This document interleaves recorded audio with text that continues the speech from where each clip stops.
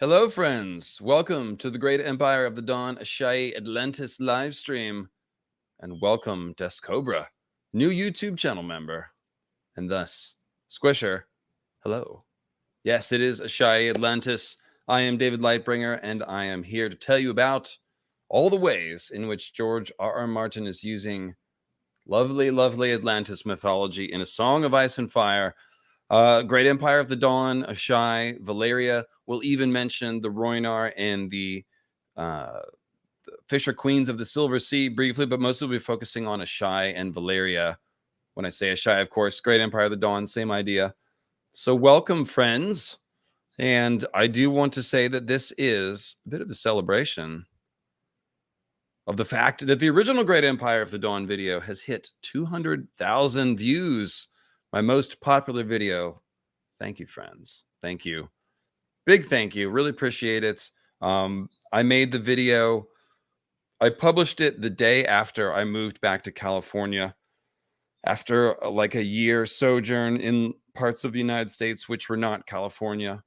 And moving back to California was a big thing for me. And I was working on this video in the month prior, published it in April of last year. On the day I hit California shores, California soil, and it has been, of course, one of my most special theories. And yeah, it's up to 200,000 views. So thanks, everyone.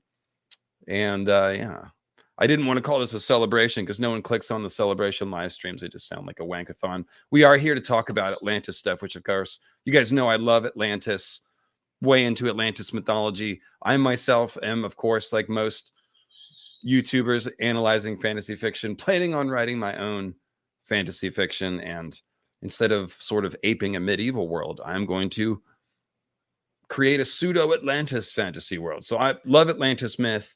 I'm decently schooled up on it. And I've got some excerpts from the Critias, I guess I believe it is, which is one of Plato's writings where he gives the accounting of Atlantis. So I've got some quotes about Atlantis, some quotes about Valyria, and some quotes about Great Empire of the Dawn. We're going to explore sort of the vibe of what's going on, because Atlantis is very much a vibe thing. You know, the whole point of Atlantis is essentially as a lesson. It is the idea of an advanced civilization that grew too proud, too big, too warlike, too corrupt, and then collapsed. And it occurs inside of this dialogue of Plato, which is essentially discussing the idea of the perfect society, the just republic, the philosopher king society, all that stuff. That's what a lot of Plato's writings are about, how to create a just society. It's a problem. We're still struggling with it today, obviously. So the whole idea of Atlantis is it's held up as an example to the other Athenians that Plato is talking about, you know, sort of a forerunner of Greece society. And you can see that it is conceived as like a proto Greece. You know, Atlantis is protected by the god Poseidon, obviously a Greek god.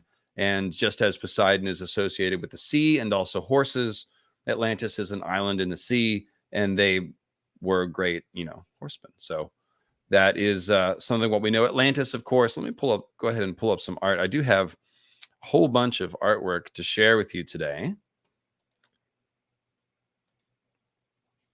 Let's see here. And we're going to start with,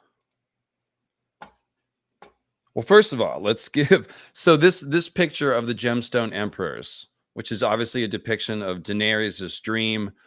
In a Game of Thrones, she's having her wake the dragon dream and has a series of visions. She's hearing this refrain of wake the dragon, you know, in between each little vignette of the vision. And the last one, or the second to last one, is this, you know, ghosts in the faded raiment of kings lined the hallway. You know, their hair was hair of silver and gold of platinum white, and in their swords were hands of pale fire. They had eyes of opal, amethyst, tourmaline, and jade. And going left to right, that is what you're seeing on the screen. Opal, amethyst, tourmaline, and jade. And of course, the Great Empire of the Dawn theory largely built on Durandon's observation that these gemstone emperors from Dany's Dream match the description of the gemstone emperors from the Great Empire of the Dawn, who were given 8 different gemstones that are associated with emperors, and of course, the Amethyst Empress. Many people that have thought about this think, well, those might represent dynasties or clans. House Lannister, 8,000 years later, might be remembered as, Lannister the Lion, or the Lion King, when there was successive kings. And we have that problem with Westerosi history. How many Durrandon kings were there? How many Durrans? How many Brandons? In old Nan's mind, all the Brandons have run together, et cetera, et cetera. So what we're talking about here with this great empire. Oh, that's right. I was giving credit to so this artwork of the gemstone emperors, who are basically the ghosts of the Great Empire of the Dawn ruling lords. This artwork is done by my friend Atlantis Morissette. So very appropriate, using Atlantis's artwork on the Atlantis stream. Shout out to Atlantis Morissette. I've said her name a few times recently because I've been using a bunch of her art. And yeah, so there are the gemstone emperors. But now let's flip over to some actual Atlantis art, which I have for you here. Let's go with this one, and I'll pull this off. So this one is called... this is one of the ones where I couldn't find the artist's name. That is a problem with... Oh, wait, no. Do I have this one? Yeah. No, okay, I don't have this one. This is one of the ones I couldn't find the name for. In A Song of Ice and Fire fandom, folks, a lot of people are pretty good about keeping the artist names with the art. In the wider world of artwork, it is really a problem. You find a picture of something like this. You can do the Google image search and find 100 different versions of the picture. Nobody has the artist name. So it is very difficult. I've worked very hard to find all the artists. For some reason, I couldn't find this artist, but the art is good. So I want to put it up. And yes, Atlantis was said to have concentric rings. That's one of the most memorable aspects of it. It's got these rings of basically concentric islands and canals, or we might just say canals, series of circular canals dug into the city, so that the city ends up being these rings of land. And one of the cool, let me see, I think I've got one of these ones depicts that. No, that's the fall of Atlantis. There we go. That's a little more. This is called Dreams of Atlantis by Flavio Bola. And it's got a little bit of the circular thing going on. This looks like the moment before the doom of Atlantis, if you will. And obviously, we're going to talk about the doom today, as I mentioned, because it's a very strong Atlantis correlation. And just flipping real quick over to the Valyria artwork, there is one picture of Valyria that is very obviously borrowed from Plato's description of Atlantis, which I love, because obviously the guys figured this out. So this is a picture of Valyria. This art is by Tommy Scott. I've used this a few times, and you can see it's got the concentric ring there, the canals. So it's very, very much Atlantis art. If it weren't for the dragon on top of the pillar there, this could be a picture of Atlantis. So very cool. Definitely makes the point. And here's Atlantis under the sea. This is cool. This also gives you the concentric rings, but of course this is after the downfall, going with the idea that the whole city would just sink to the bottom of the ocean but remain intact. Of course, it would be destroyed, but that's a cool one. And yeah, here's back to this. So there we go. So I'll leave this up and start talking about, I'll read you a little section of the Critias. That's probably the best way to start.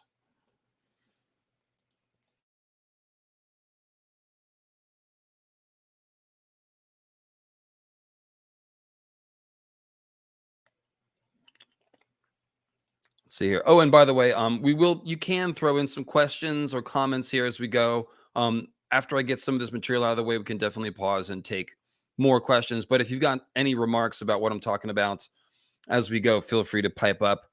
You can use, of course, paypal.me/mythicalAstronomy, or you can use the super chat function inside of YouTube. And I got a very generous PayPal with no comments or remarks earlier this week. It was very, very generous. I don't want to embarrass the person by reading their name, but you know who you are, and thank you very much. I think you must have heard me talk about having my overseas girlfriend over, finally, Miss Minty. And so I think a few people wanted to give us a little fun money.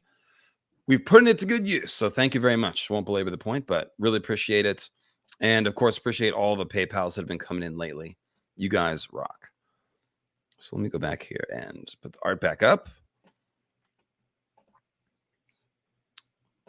And let's read some Plato. So this is in the form of a dialogue. It's Socrates speaking to someone called does anyone know if it's Critias or Critias? I think it's Critias, but I don't want to say it wrong like 500 times. So if anybody knows, Carl Carson, kind of looking at you here, buddy. So Socrates says, very good. And what is this ancient famous action of the Athenians, which Critias declared on the authority of Solon to be not a mere legend, but an actual fact? And guys, Solon, of course, you guys might remember from history class, Solon's laws. Solon was a great lawmaker of Athens. He's credited with coming up with some of the basic strictures of government and society that Athens had. And Solon is the source, supposedly, according to Plato, for the Atlantis myth, which comes from Egypt. So Critias says, I will tell an old world story which I heard from an aged man. For Critias, at the time of the telling, it was, as he said, nearly 90 years of age, and I was about 10. Now the day was that the day of Apaturia, which is called the registration of youth, at which, according to our custom, our parents give prizes for recitations. And the poems of several poets were recited by us boys, and many of us sang the poems of Solon, which at that time had not gone out of fashion. One of our tribe, either because he thought so or to please Critias, said that in his judgment, Solon was not only the wisest of men, but also the noblest of poets. The old man, as I may very well remember, brightened up at hearing this and said, smiling, yes, Eminander, if Solon had only, like other poets, made poetry the business of his life, and had completed the tale which he brought with him from Egypt, and had not been compelled by reason of the factions and troubles which he found stirring in his own country when he came home to attend to other matters, in my opinion, he would have been as famous as Homer or Hesiod or any other poet.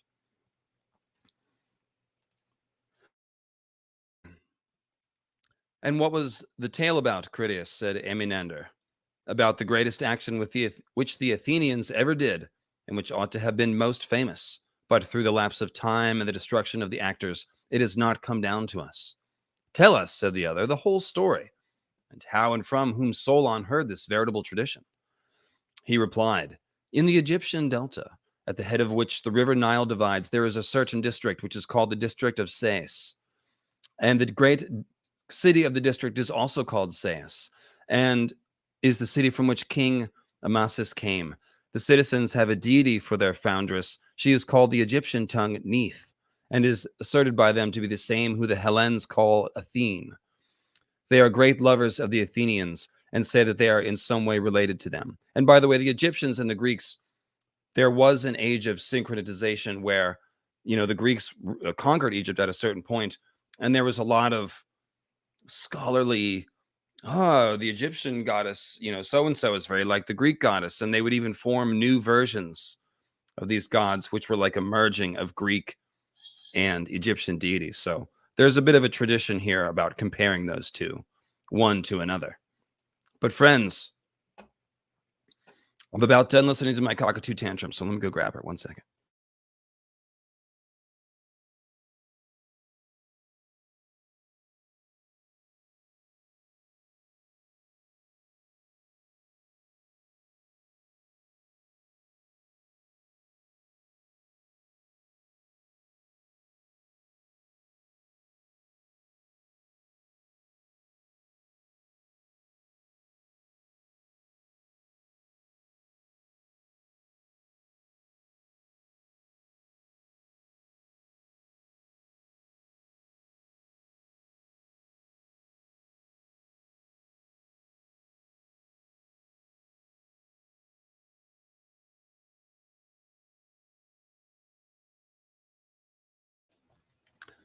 All right. Everyone say hi to Cleo.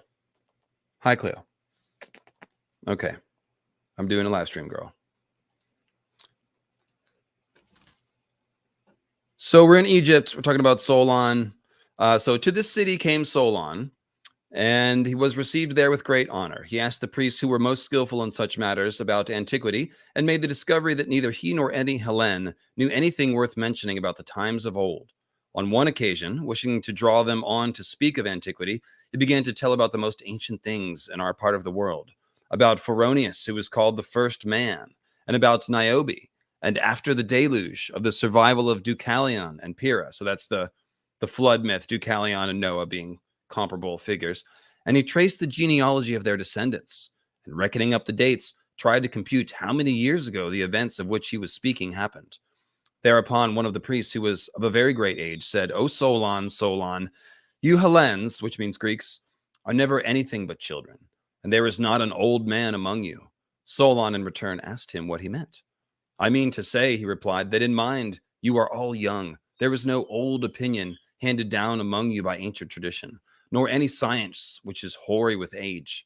And I will tell you why. There have been, and will be again, many destructions of mankind arising out of many causes.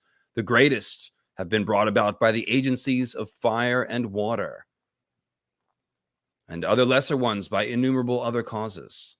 So this is a really important bit right here. So this is, again, Plato is writing this, and he's putting these words in the mouth of an Egyptian priest speaking to Solon. But they're discussing the idea that we discuss right here was there multiple long nights. And let me put up a destruction of Atlantis picture so we can get some destruction vibes going here. There we go. Was there more than one long night? Well, of course, in the real world, there are cycles of destruction. There are floods. We have, glacial periods where the ice caps swell and soak up all the water, and the sea level can drop 300 to 400 feet compared to where it is now. So, like at the last glacial maximum, about 17,000 BC, all the sea levels were 300 to 400 feet lower than they are now. And as the Earth heated up and these oversized ice caps begin to melt, of course, the sea level rose. And that often happened in sudden bursts. You'd have, these glacial meltwater lakes build up on top of these glaciers. Like picture the North American glacier, right? All of Canada, half of the Northern America, the Great Plains. And you get these giant meltwater lakes that build up either on top of the glacier or even underneath the glacier. Then they burst through like a dam. And there's also, of course, the Younger Dryas impact hypothesis, which we've discussed here and could find out more about, just by looking up Younger Dryas impact hypothesis based on the work of Victor Klube and Bill Napier.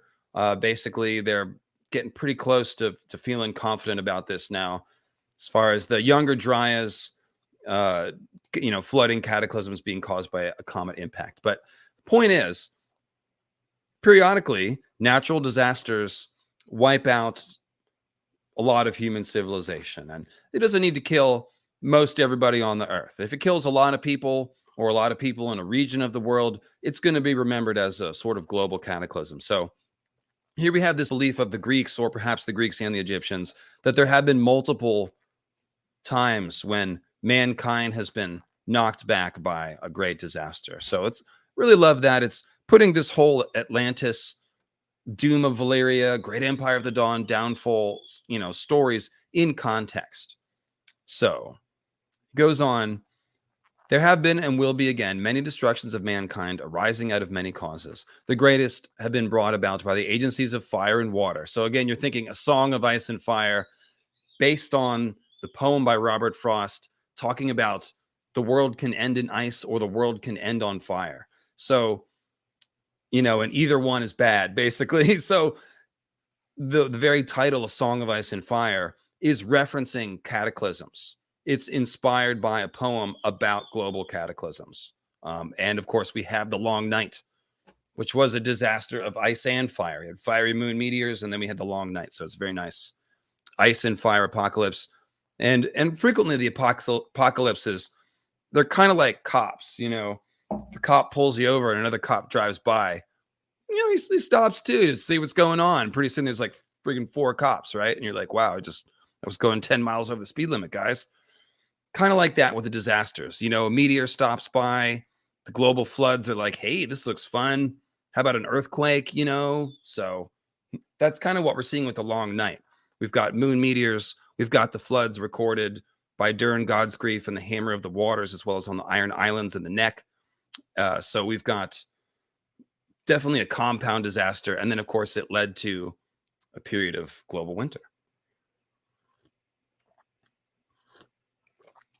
Some say the world will end in snakes. Okay. That's the dragon apocalypse hypothesis.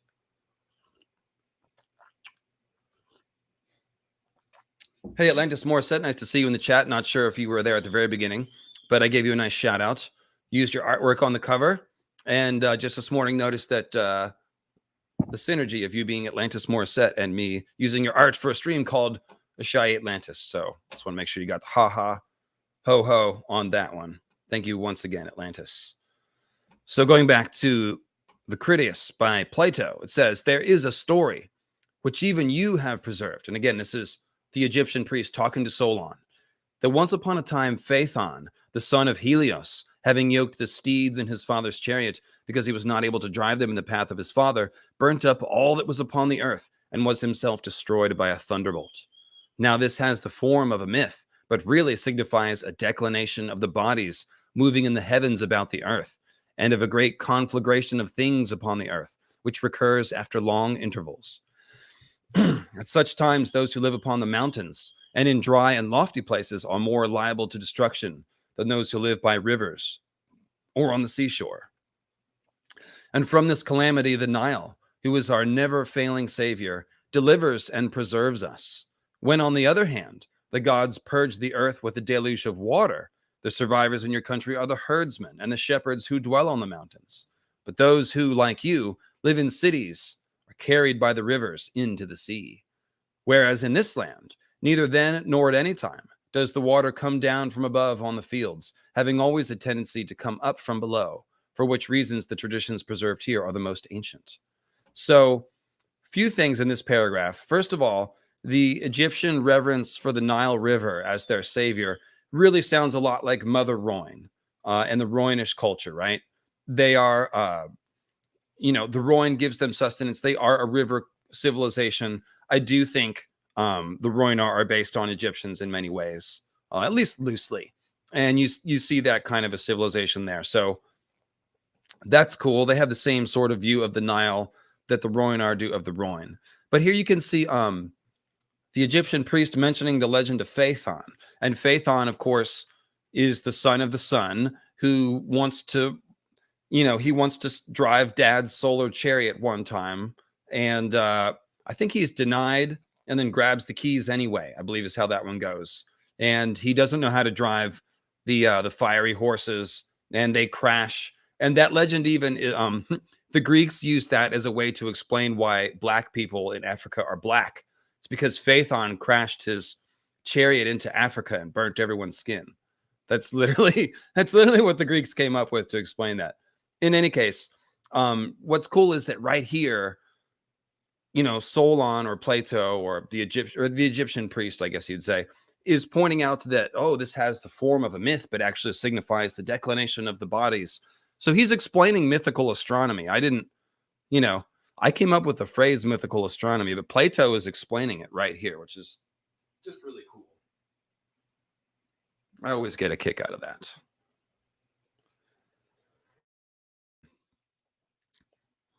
And so this just shows you like the stuff that I'm saying about mythical astronomy in A Song of Ice and Fire.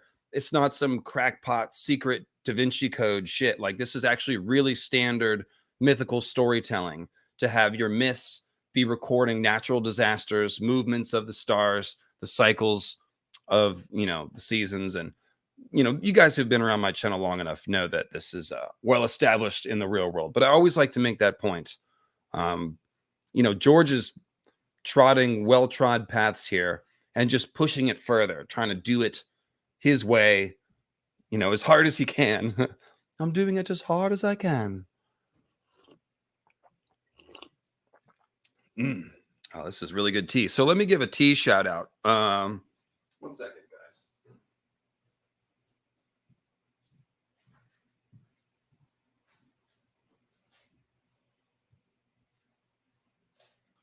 guys. So Crimson Templar, as you know, has sent to me an electric water boiler, also known as a kettle by some people who are less creative than me. And he sent me, so I got the electric water boiler, and I've been rocking the tea lately on the streams. But he's friends with somebody from Drogo Coffee. And sent me some very nice teas from them. They do coffees and teas. It's a loose leaf tea, green tea, lemongrass, and peppermint. I've been looking for a peppermint green tea mix for years, like 15 years. I had green tea, peppermint tea one time in this cafe in San Francisco. It was the best tea I ever had. Never able to find that combo. So thanks very much, Crimson Templar and Drogo Coffee. Check them out online and get yourself some tea or coffee. So thank you. And there is, yeah, there you go. It is. I would say the loose leaf tea is noticeably like this. There's some vibe here. This is really good. I'm really enjoying this. Kettles are common. Yeah, most people. We did a whole kettle water boiler discussion on a live stream before. I don't want to go back there, but yeah, yeah. I'm not a representation of standard American anything. I don't think, except for like nerdy YouTubers, maybe even then. Anyways, moving right along. The fact is that wherever the extremity of winter frost or of summer does not prevent, mankind exists. Meaning, like, if it's not too hot or it's not too cold. And really, honestly, mankind does exist everywhere. We got people living in the tundra, people living in the deep desert, in the outback, So, I mean, yeah. Kalahari Bushmen. The fact is that, okay, so sometimes in greater, sometimes in lesser numbers. And whatever happened, either in your country or in ours, or in any other region of which we are informed, if there were any actions noble or great, or in any way remarkable, they have been written down by us of old and are preserved in our temples. So he's bragging about Egypt, saying we have the oldest records, essentially. Whereas just when you and other nations are beginning to be provided with letters and other requisites of civilized life after the usual interval, the stream from heaven, like a pestilence, comes pouring down and leaves only those of you who are destitute of letters and education. And so you all have to begin all over again like children and know nothing of what happened in ancient times, either among us or among yourselves. And there actually was, guys, a little Greek mini Dark Ages. I think it was like 150 or 180 years long, where basically all of the city-states collapsed and they did lose their history and knowledge and then had to dig it out again. So it's a pretty interesting little episode in Greek history there. And I think that may be what is being referred to here. So, okay. So you have to begin all over again like children, having no knowledge of what happened in ancient times. As for those genealogies of yours, which you just now recounted to us, Solon, they are no better than the tales of children. In the first place, you remember a single deluge only, but there were many previous ones. In the next place, you do not know that there formerly dwelt in your land the fairest and noblest race of men which ever lived, and that you and your whole city are descended from a small seed or remnant of them which survived. And this was unknown to you because for many generations, the survivors of that destruction died, leaving no written word. And there was a time, Solon, before the great deluge of all, when the city which is now Athens was first in war, and in every way the best governed of all cities, is said to have performed the noblest deeds and to have had the fairest constitution of any which tradition tells under the face of heaven. That's convenient. The old Egyptian scribes happen to be telling the Greeks, oh, actually, you descend from a much nicer version of Athens where much fairer people lived one day. Yeah. Got a very generous super chat from Kronos, Father Time himself, guys. That's honored presence here. This is mostly for the Garth jar and date night, but I was curious about Atlantis and Asshai'i links to current Valyria. It seems like Valyria is a representative of Atlantis, how the Greeks would have seen it, and Asshai'i is closer to how we would see it.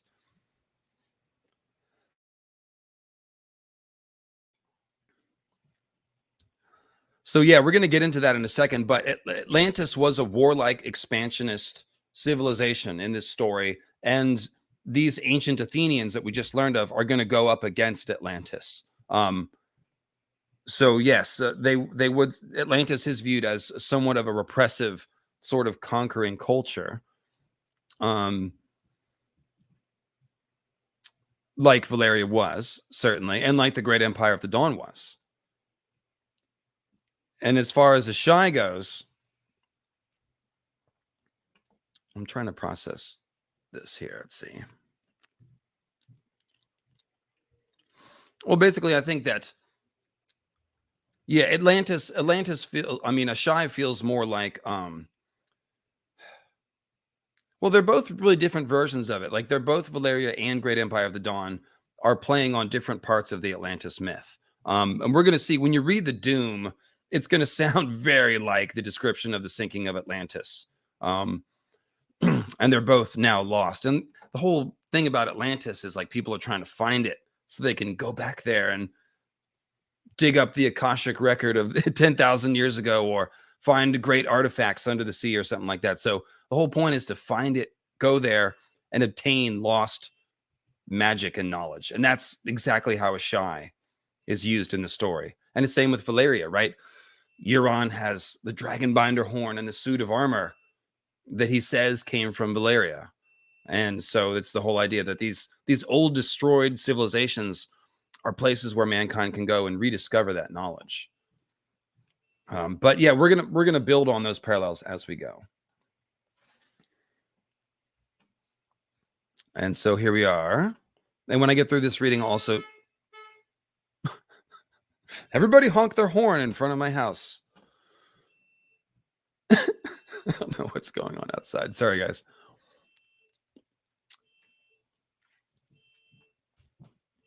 Let me find my place here.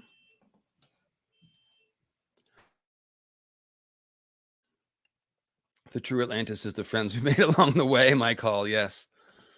The true Atlantis is the dreams we had along the way. So Solon marveled at his words and earnestly requested the priest to inform him exactly and in order about these former citizens, right? I mean, he's like, oh, there were ancient Athenians that were greater than us. Tell us. You are welcome to hear about them, Solon, said the priest, both for your own sake and for that of your city, and above all, for the sake of the goddess who is the common patron and parent and educator of both our cities. So that, again, going back to the idea that Neith and Athena are the same deity. That's what he's speaking of. She founded your city 1,000 years before ours, receiving from the earth and Hephaestus the seed of your race. And afterwards she founded ours, of which the constitution is recorded in our sacred registers to be 8,000 years old. As touching your citizens of 9,000 years ago, I will briefly inform you of their laws and their most famous action. The exact particulars of the whole we will hereafter go through at our leisure in the sacred registers themselves. If you compare these very laws with ours, you will find that in many of ours are the counterpart of yours, as they were in the olden times. So we're doing a little comparative mythology and cultural anthropology here, essentially. The Egyptian priest is pointing out, he's saying, look, we have similar gods, similar laws. It's because we have a common origin. So that's what he's talking about. In the first place, there is the caste of priests, which is separated from all the others. Next, there are the artificers who ply their several crafts by themselves and do not intermix. And also there is the class of shepherds and hunters, as well as that of the husbandmen. And you will observe, too, that the warriors in Egypt are distinct from all other classes and are commanded by the law to devote themselves solely to military pursuits. Moreover, the weapons which they carry are shields and spears, a style of equipment which the goddess taught of Asiatics first to us, as in your part of the world first to you. Then as to wisdom, do you observe how our law, from the very first, made a study of the whole order of things, extending even to prophecy and medicine, which gives health, out of these divine elements, deriving what was needful for human life, and adding every sort of knowledge which was akin to them. All this order and arrangement the goddess first imparted to you when establishing your city, and she chose the spot of earth in which you were born because she saw that the happy temperament of the seasons in that land would produce the wisest of men. Wherefore the goddess, who was a lover both of war and of wisdom, selected and first of all settled that spot which was most likely to produce men likest herself. And there you dwelt, having such laws as these, and still better ones, and excelled at all mankind in all virtue, and became the children and the disciples of the gods. That sounds pretty good, right?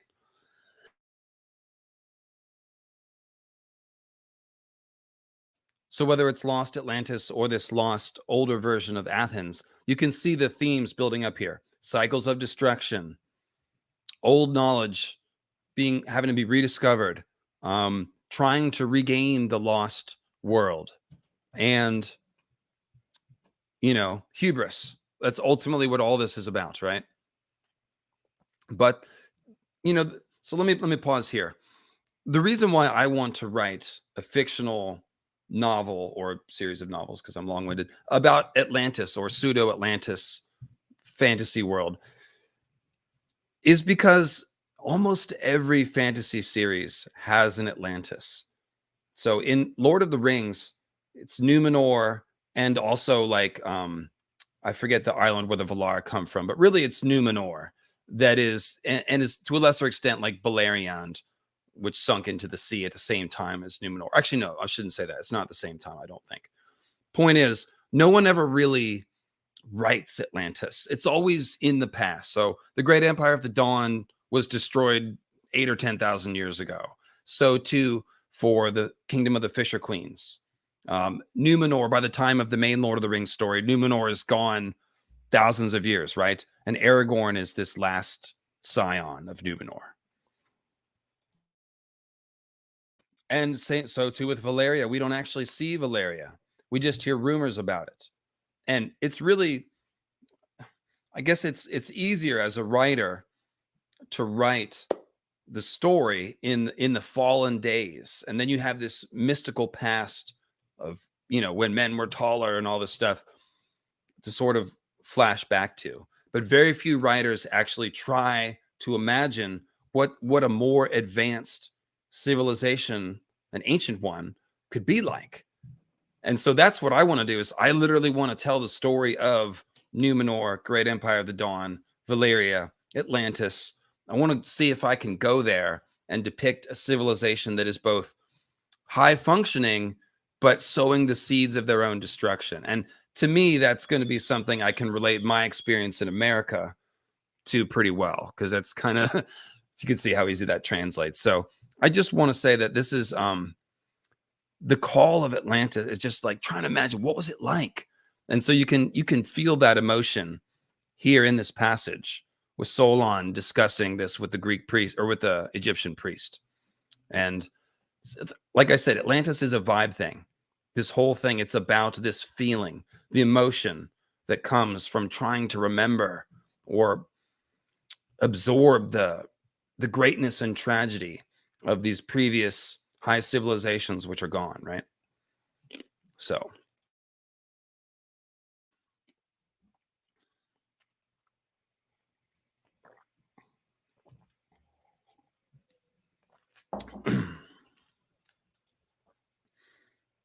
so many a great and wonderful deeds are recorded of your state in our histories.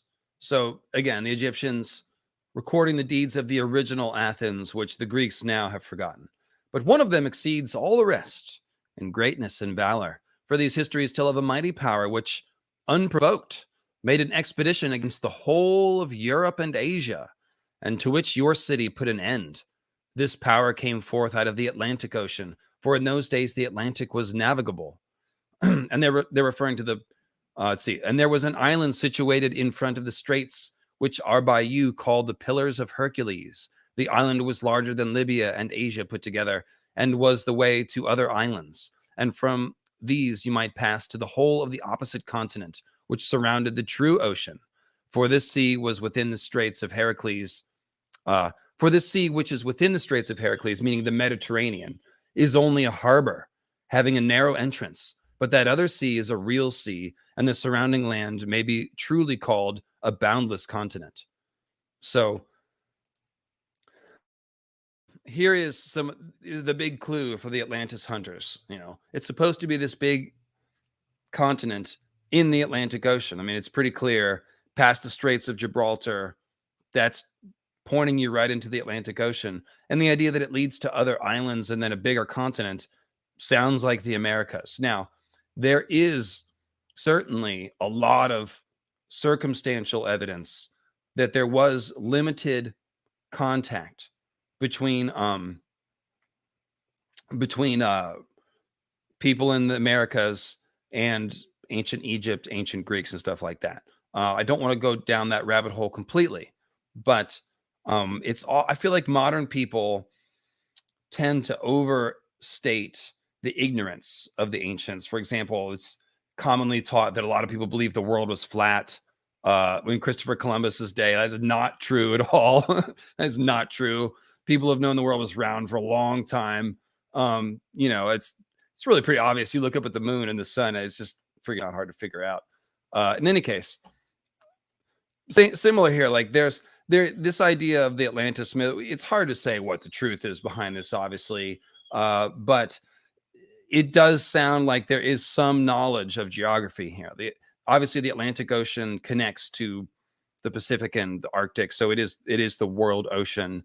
But that's really not the rabbit hole I want to go down to. The other thing I want to mention is that the timing here, they talked about this being 9,000 years ago, but this is being written down about, I think it's 1500 BC. So the timing of Atlantis is basically set to about 10,500 BC, which is right in the middle of the Younger Dryas flooding, or near the beginning of it. So there's definitely, this is Graham Hancock territory, obviously. If you want to imagine that this Atlantis myth is based on some truth, not a literal Atlantis, but some advanced civilization that perhaps got wiped out during the very dramatic, like I said, rising of the global ocean levels that occurred during the Younger Dryas, then the timing does line up. It's interesting that Atlantis's destruction is pinpointed to a time when there was global flooding.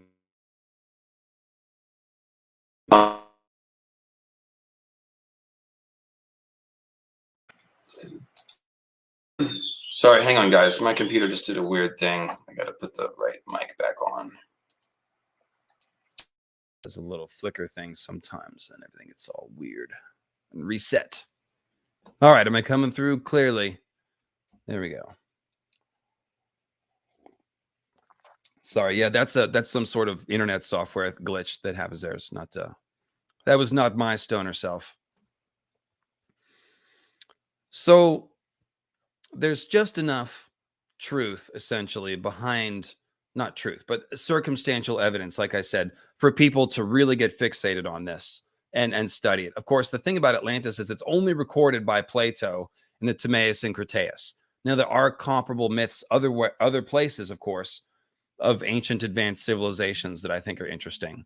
But the point is that we're talking about a Song of Ice and Fire here. And so George is being inspired by the stories and the myths and the beliefs. So the actual truth behind it is really only of passing interest. What we're really talking about is the stories and the myths here. So come here, girl. The myth as presented is kind of just take it on face value, I guess, for our purposes. So it says, so there's this big island in the Atlantic. It says, now in this island of Atlantis, there was a great and wonderful empire, which had rule over the whole island and several others, and over parts of the continent. And furthermore, the men of Atlantis had subjugated the parts of Libya within the columns of Heracles as far as Egypt, and of Europe as far as Tyrrhenia, which I think is referring to the Eastern Asian steppe. The vast power gathered into one endeavored to subdue at a blow our country and yours, and the whole of the region within the straits, meaning all of the Mediterranean. And then, Solon, your country shone forth in the excellence of her virtue and strength, and among all mankind. She was preeminent in courage and military skill, and was the leader of the Hellenes. And when Cleo, stop, dude! You can't bite me. You're gonna be there. Spoiled. Let's see. She was preeminent in courage and military skill, and was the leader of the Hellenes.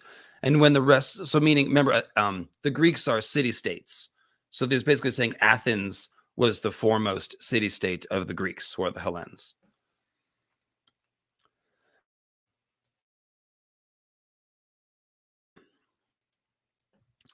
And when the rest fell off from her, being compelled to stand alone, after having undergone the very extremity of danger, she defeated and triumphed over the invaders, and preserved from slavery those who were not yet subjugated, and generously liberated all the rest of us who dwell within the pillars.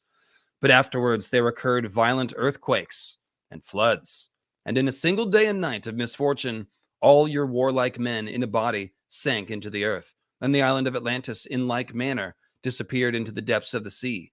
For which reason the sea in those parts is impassable and impenetrable, because there is a shoal of mud in the way, and this was caused by the subsidence of land, or of the island. So essentially they're talking about the Straits of Gibraltar are very narrow, and sometimes the sediment builds up to where it is less or more passable. And in modern times, we dredge it so the bigger ships can go through. So essentially Solon is, or Plato, I guess, is using that very real detail.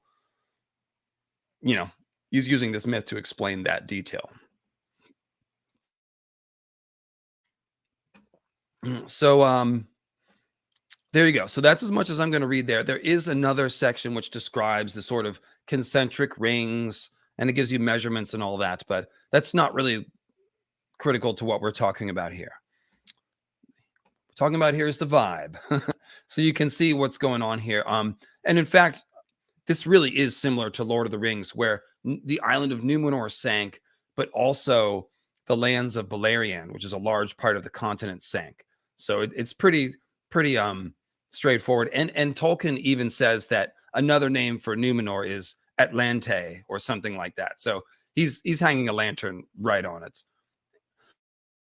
And in some ways, Tolkien was trying to suggest that his mythology is like the real truth of old Earth. You know, if you look at the map of Arda, essentially before the downfall of Beleriand and Numenor, it's pretty comparable to North America and Europe. And so he's changed. It's not like he didn't copy the coastline or anything, but just in approximate land masses, it's very similar. So that was in the back of Tolkien's mind to explain how things came to be. So it's very much his Atlantis. All right, so let me flash. Let's go on over to Valyria, and let's also check on the PayPals, because I saw a few come in. Thank you, friends. And if some of these are questions for other streams, I may hold them, but we'll see. So Andre with an 11, thank you. Thank you. No question, just thank you, Dave, for being so Dave-rific. See, Ernest says, oh, yes, our friend Ernest, or Uruk on YouTube, was grinding one of his blades, just metalwork, I guess, forgot his security glasses, took a metal shard in his right eye, but had it safely removed, and he's totally okay. So he is thanking me for listening to podcasts during recovery and making an Odin reference. So thank you very much, and glad you're okay there, buddy. Sounds not fun. Although you should definitely change your YouTube name to Sir Waymar.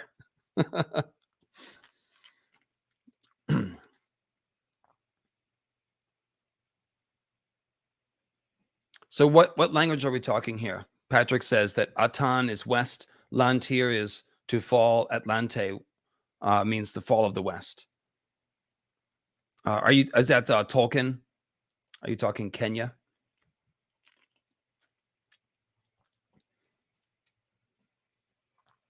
So let's see here. The other fun part about Atlantis myth is the idea that a little bit of it survived. You heard Solon, not Solon, but the Egyptian priest say that at the beginning, right? He said, your civilization now is founded on seeds of this lost civilization. He was referring to the previous Athens, but it's the same idea with Atlantis. Like, there are Egyptian myths about the seven sages, about their most ancient kings gaining knowledge from strange visitors. You know, the ancient aliens people call them aliens. The Atlantis people would call them Atlanteans. And there's similar myths related to the seven sages and other things. Quetzalcoatl smacks of it. Basically, it's in A Song of Ice and Fire, it's the Gray King myth. So the Gray King shows up on the Iron Islands and gives them all of their culture. He teaches them how to weave nets. He teaches them how to build boats and fish, make the longships. He cuts down the weirwood. He steals a fire from the gods. Like, he's a civilization founder, and he's giving all of these things to the people. Who's Oramai from Sarnor, the founder of the nation of Sarnor? Similar idea.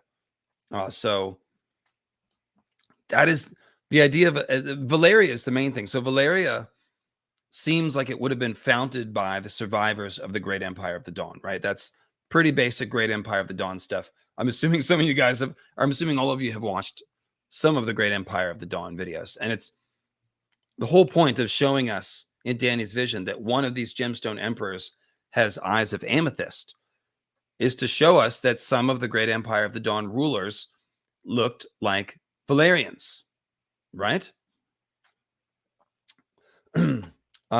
Patrick says, yeah, one of the Elvish ones. That's Kenya.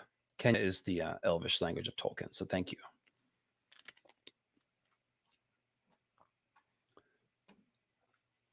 The Grey King, founder of a shitty civilization. Well, it's pretty shitty now. Maybe it was better back in the day.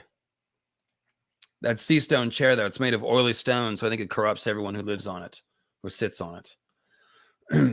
Let's see here. So the point of showing us, like in a Game of Thrones, we don't know who the Great Empire of the Dawn is. And so Danny is seeing these kingly ghosts. We probably imagine that they might be Valyrians, or at least her ancestors, because they have Dragon Lord hair.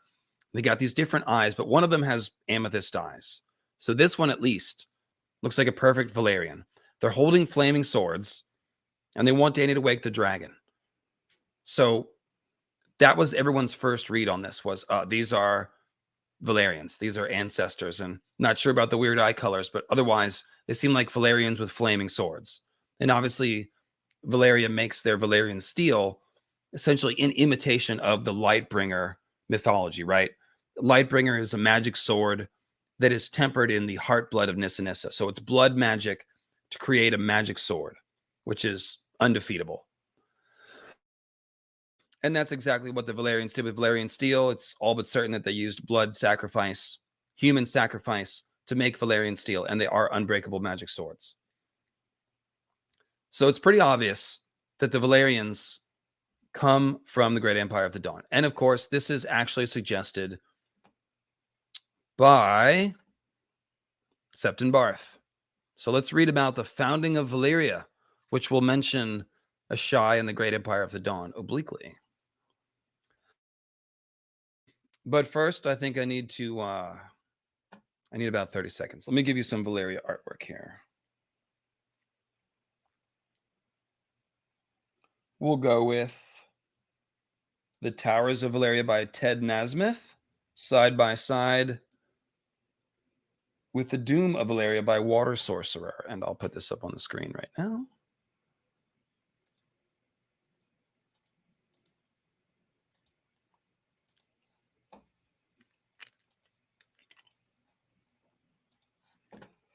Oh, gotta take that one down first. There we go. So again, Ted Nasmith on the left, and on the right is Water Sorcerer, The Doom of Valyria. 30 seconds.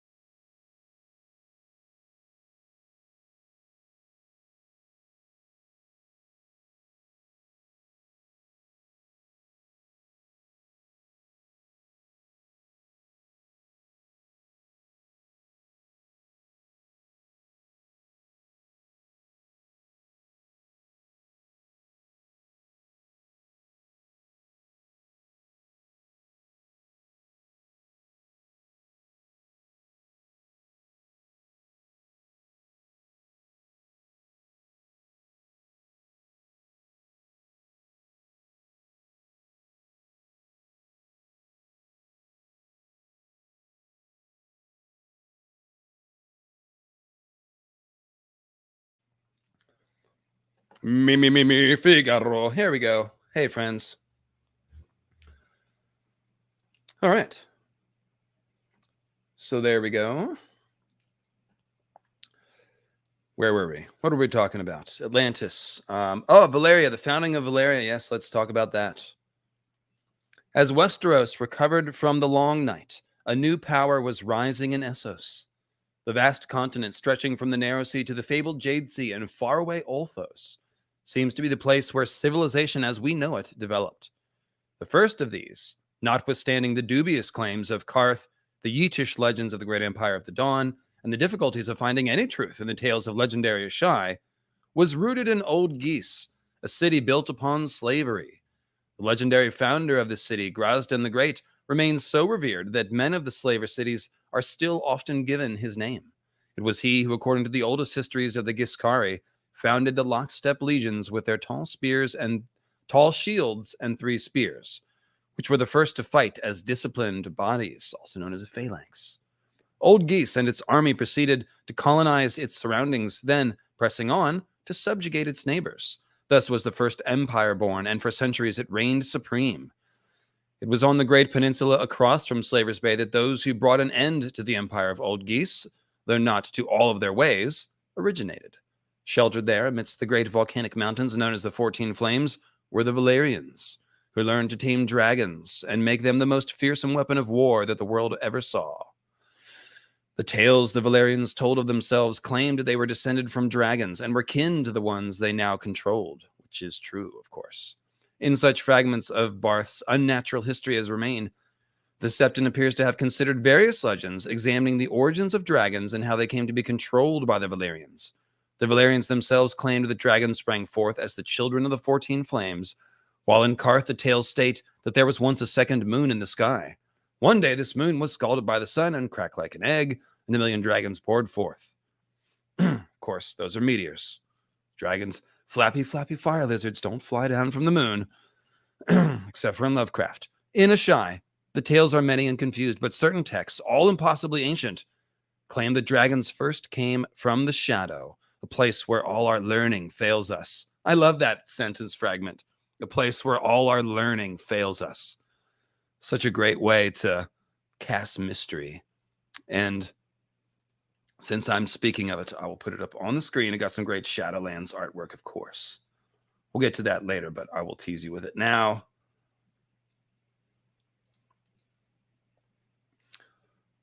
We've got Stygiae by Enrique Murguia. Oh, let me get rid of that stupid line. Sorry, guys. I've had that up the whole time. There you go. There's Stygiae by Enrique Murguia. And I'll zoom in a bit. I love the creepy carved hooded figures on the left overlooking the walkway.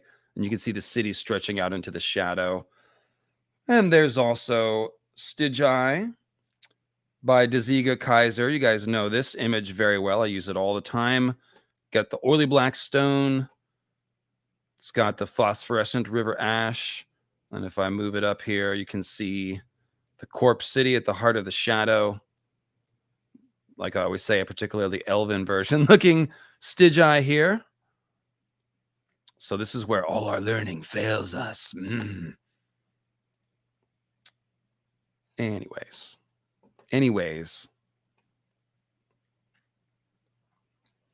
Let me zoom back out here.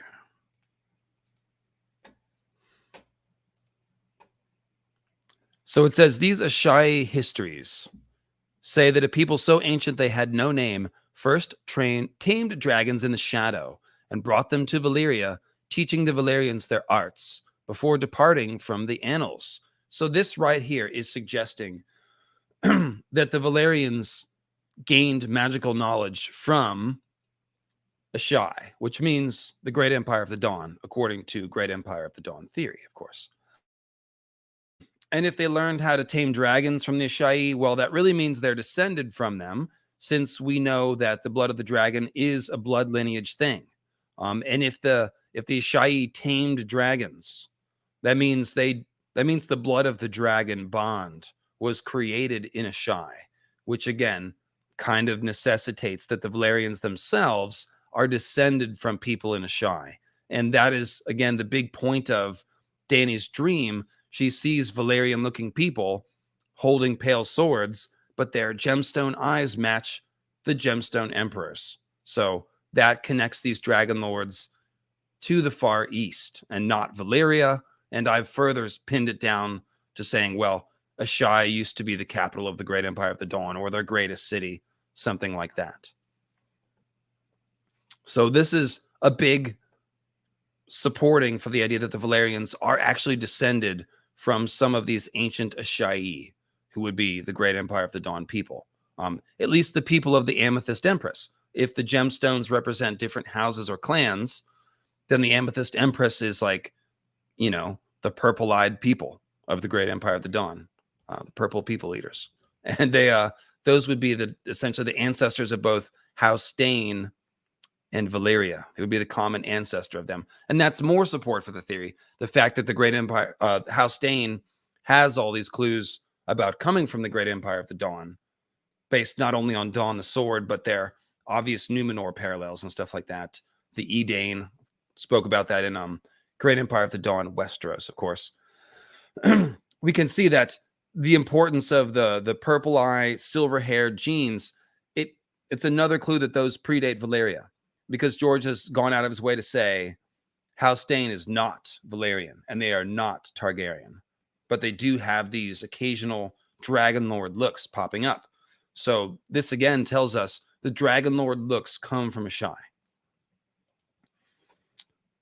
And if you want to go further, the Lannisters having gold hair and eyes of emerald. Isn't it always emerald that their green eyes are compared to, I believe? Probably jade as well. I know Cersei gets wildfire eyes. But the point is that they're gold haired. They even spell it out. It's like, no, not blonde. Gold. Gold. I love gold. I know y'all are waiting for me to do that. So, crackpot tinfoil, of course. Lan the Clever, who is said to be an adventurer from far away, who comes and takes over. He's the one with the golden hair, Lan the Clever. He steals the fire of the sun to color his hair, comes from a foreign place, and essentially founds the modern House Lannister. So, yeah, I mean, mine not even tinfoil for that. I should have had that on the Iceberg stream. House Lannister is Great Empire of the Dawn. But, yeah. Hey, Silas Toms, I was just talking about you, buddy. Silas Toms, Gods of Taros blog, which I believe I have up on one of my many, many, many tabs. Oh, God. It's embarrassing, my tabs. 1 second. I will grab Silas Toms.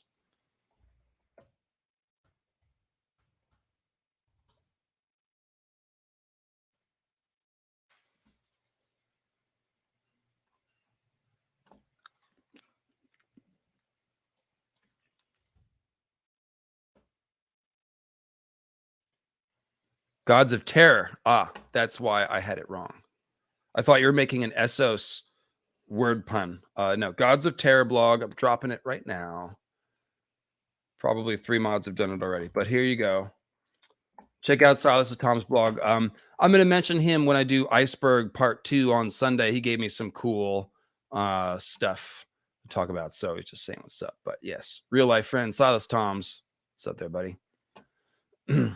Yes, it's an ADHD thing to have a million tabs. Yes, we're not going to. Don't get me started talking about ADHD, please. 20 minutes will go by, and I'll have said the same thing 10 different ways. All right, so in such fragments. No, I already read that part. Yet if men in the shadow had tamed dragons first, why did they not conquer as the Valyrians did? Well, this, of course, is a big question that leads you to the Great Empire of the Dawn. Because they did, in fact, conquer.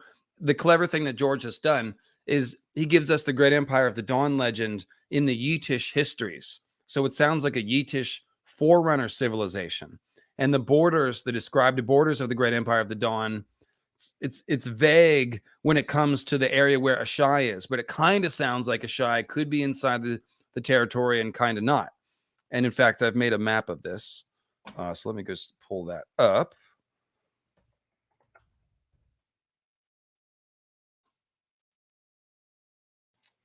There she is. I know how to do Photoshop. This is the Lands of Ice and Fire map, of course, which I sort of colored in. So they say it's all the land bounded by the Bones Mountains, the Shivering Sea, the Jade Sea, and then like, you know, the Gray Waste and beyond. So they don't really define the border in the bottom, the south eastern area, but the Great Empire of the Dawn had all of Yiti, and it had Lang. And if they can sail to Lang and conquer, I mean, Asshai'i is right there. So we've got this tale of a mythical, the biggest empire basically in the history of the world, probably right up there with Valyria, that was similar size. And then there's this huge ancient city. Remember, Asshai'i is bigger than any modern city. It's like, well, who built this ancient metropolis? Was it the ancient great empire? Probably, right? So, of course, I've gone over that many times, but just to sort of spell it out again, that is the fundamentals of how that goes. So when he says, yet if men in the shadow had tamed dragons first, why didn't they conquer? Well, they did. They absolutely did. So that's George leaving us a little. Isn't this question interesting? I wonder.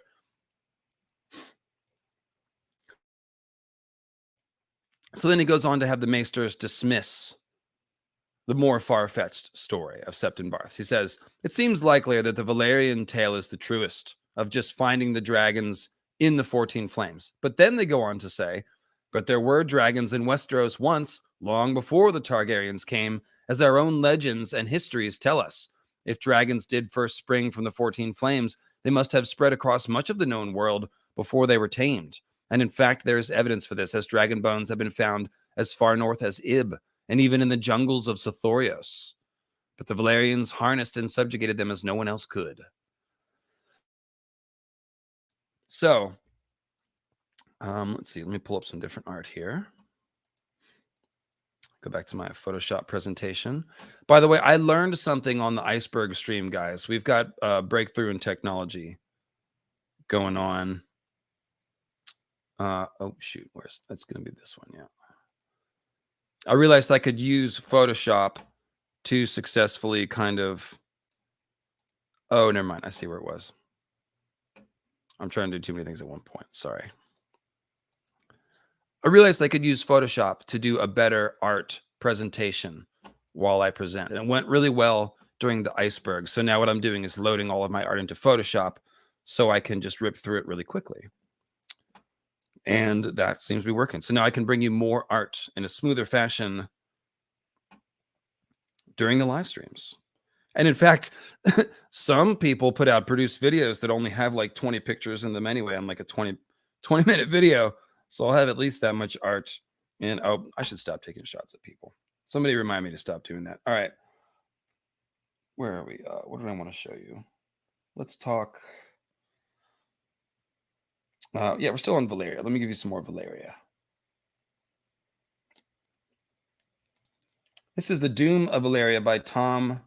Let me get this out of the way. Tom Sturck. And you can sort of see the volcanic explosion in the background. Almost looks like a mushroom cloud of yellow.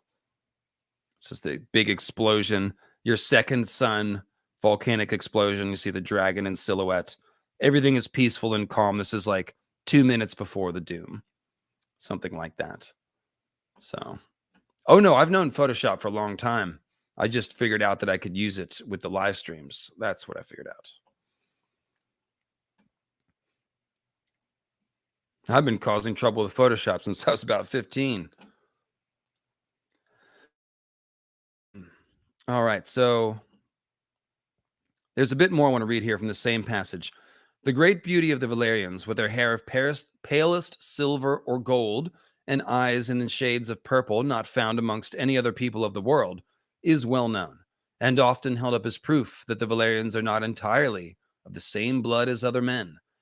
Yet there are maesters who point out that by careful breeding of animals, one can achieve a desirable result, and that populations in isolation can often show quite remarkable variations from what might be regarded as common. So here's George giving the maesters just a touch of evolutionary awareness here. This may be a likelier answer to the mystery of the Valyrian origins, although it does not explain the affinity with dragons that those with the blood of Valyria clearly had. So George loves to do this with his maesters. He tosses you out a magical idea, then he has the maesters poo-poo it, but then he has the maesters sort of go, yeah, but there also is this other thing. I can't really explain that, so who knows? And it creates a very nice little selection of ideas that we can choose from. Those of us who are more rationally minded can gravitate towards the more rational explanations, and those of us who believe in magic can find the truth because it's fantasy. No, I'm kidding. You get it. You get what I'm saying.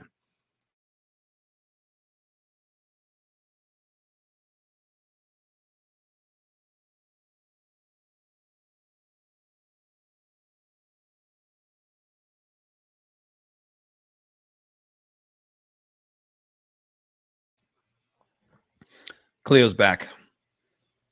So the other thing that I wanted to make a point of with that last passage is that it's the same vibe again as the Plato, where he's telling Solon about the old Athenians who were greater in stature and they had better justice and the ultimate civilization and all this stuff. So days of yore, mighty men, everything was greater. You see that vibe here as well. The Valyrians are perhaps gods. They're not like other men. They are set apart. So it's very much an Atlantis parallel there. So then we have... Oh, yes. Oh, so here's another echo of Plato. It says the Valyrians had no kings, but instead called themselves the freehold, because all the citizenry who held land had a voice. Archons might be chosen to help lead, but they were elected by the lord's freeholder from amongst their number, and only for a limited time. It was rare for Valyria to be swayed by one freeholding family alone, though it was not entirely unknown either.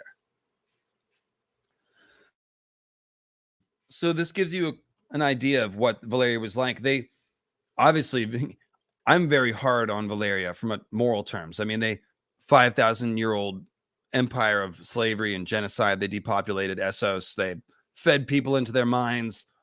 Definitely not, you can pass pretty harsh judgment on their society, obviously. However, there are echoes of the high society.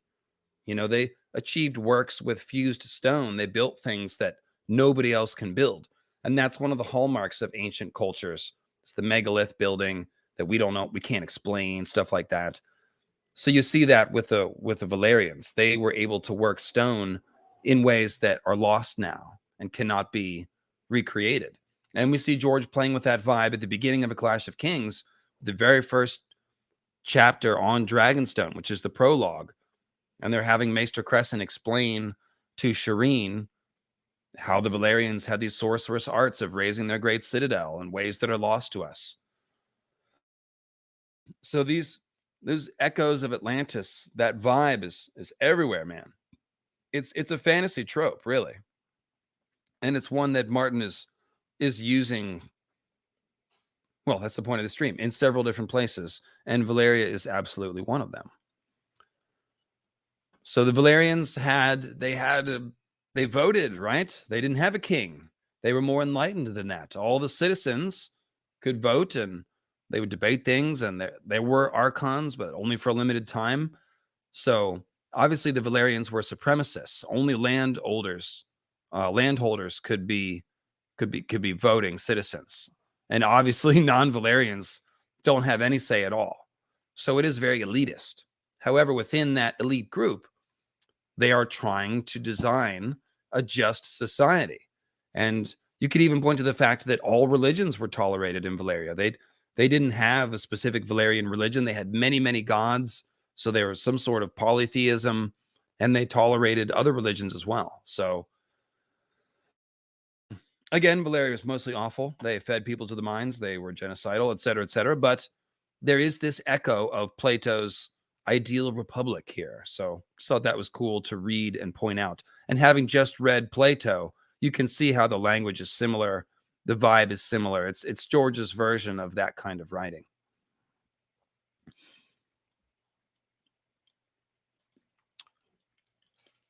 So let's see here. There's also a bit about the free cities, how the Valyrians branched out and colonized and created the free cities. It's similar to the story of Atlantis that we just read, right? The Atlanteans ruled islands, but then they started ruling land and forming colonies and conquering and branching out. And that's when they met their destruction. And same with the Valyrians. They expanded, all the way to Westeros. They had just made Dragonstone about 200 years before the Doom. And so they were expanding. And then suddenly they met their match.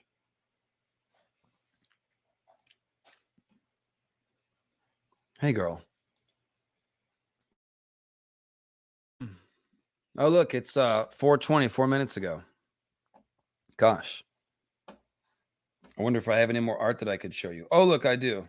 It's The Doom of Valyria by Ted Cruzelli. Love this one. I've used this. I used this for my Sorcery of the Freehold live stream, and that's a good one to watch if you're into what we're talking about today. The Sorcery of the Freehold. That one goes along with the Danny Dragonbinder video, and we got into exploring the magic of Valyria, what happened to it, how some of it is resurfacing, and all that stuff. So if you like Valyria, check that one out. And of course, like I said, I used this art by Ted Cruzelli. So very nice. Love this one. 30 seconds. Praise Garth.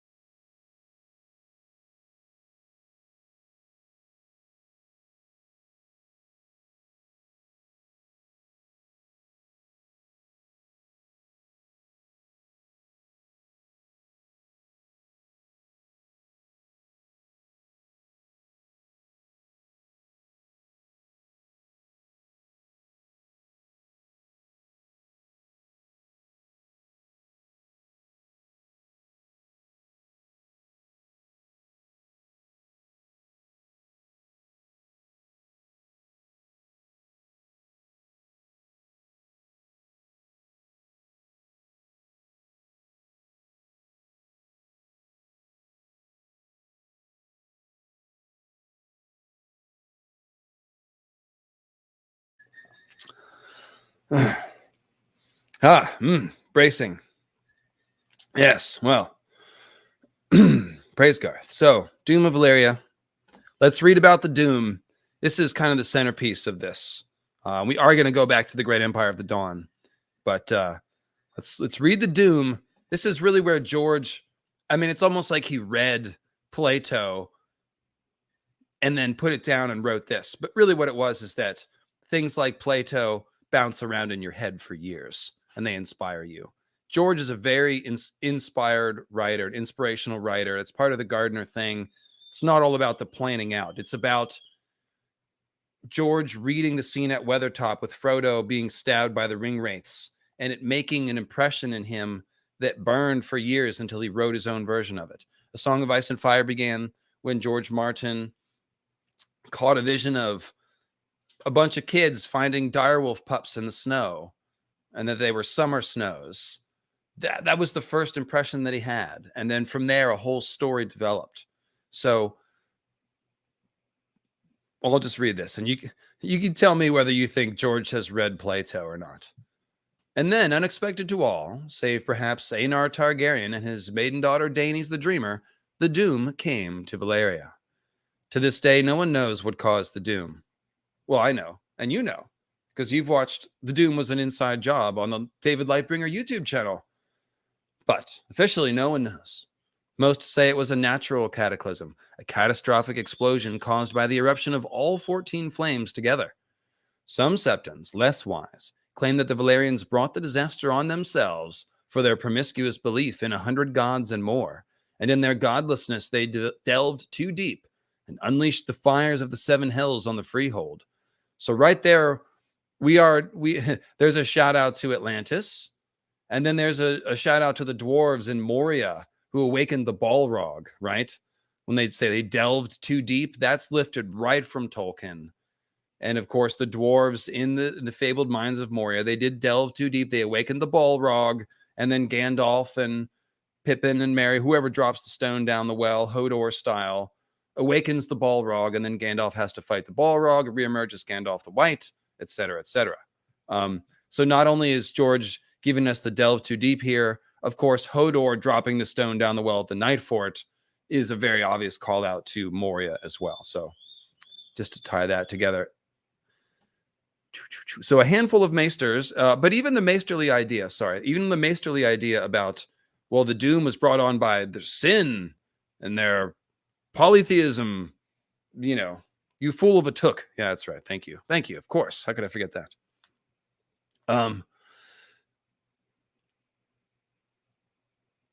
Even the maesterly belief that it was brought about by, godlessness and sin, that is in keeping with the lesson of Atlantis, according to the Plato's presentation of it. It is supposed to be a cautionary tale. So we've got that echo of it here. So going on, it says, a handful of maesters influenced by fragments of the work of Septon Barth, hold that Valyria had used spells to tame the 14 flames for thousands of years, that their ceaseless hunger for slaves and wealth was as much to sustain these spells as to expand their power, and that when at last those spells faltered, the cataclysms became inevitable. We know that's part of it, because you can't build a sustainable empire on the back of an active volcanic mountain range and exist for 5,000 years. Those would have to all be dormant volcanoes, but they're not. They're the 14 flames. They're pumping. They are pumping out magma and magic both. The Valyrians are tapping into this magical source of fire. So these are active volcanoes. So obviously they had a way of maintaining their equilibrium. There's no other way they could have existed that long. So it's basically a dead certainty that the Valyrians were maintaining the 14 flames with magic. And that sets up the doom. Because if you need spells to maintain them, obviously, if you kill the mages, or if they lose the art, or if they don't have enough people to sacrifice for the spells, any of those things the spells would falter, and all that pent-up volcanic rage would be suddenly wildly out of check. Its barriers, its containers would be gone, and that would essentially cause a multiple eruption. So, of course, my theory, and probably the best theory out there, is that the Faceless Men assassinated those mages. It's the Faceless Men claim to have caused the doom. The Faceless Men carry out assassinations. And here we have this idea that the equilibrium of the 14 flames is maintained by sorcery, which means a few people doing magic. So it's pretty easy to see how that all fits together. And you could carry out a few targeted assassinations. You might only have to destabilize one of the volcanoes, really. And there's also the possibility that dragon eggs themselves are explosive. There's some tangential evidence for dragon bomb theory, which I will put on my theory iceberg. I just remembered it's not on there. I got to put it on there. Dragon bomb theory. Remind me. Dragon bomb theory. So there's, you see how this works with Valyria. It's definitely a magical thing where they were maintaining the equilibrium, and somehow that magic was disrupted. And complementary to the idea, the other thing I think works here is that the Valyrians are depopulating Essos, enslaving people, not just to mine gold and dragon glass and steel, but also to maintain the spells and to even fuel their experiments, such as they carried out on Gogossos. So that all fits together very well. And yes, all it takes would be one destabilized volcano. Yeah, I think so. Are there any theories about why the Faceless Men would have done that? Yes, there are. Yes, there are. Right on this channel. Like, I've got a whole Doom of Valyria playlist. Actually, if you click on the playlist tab of my channel, you will find several videos explaining this. The main ones are the Doom was an inside job and the Doom was an abolition.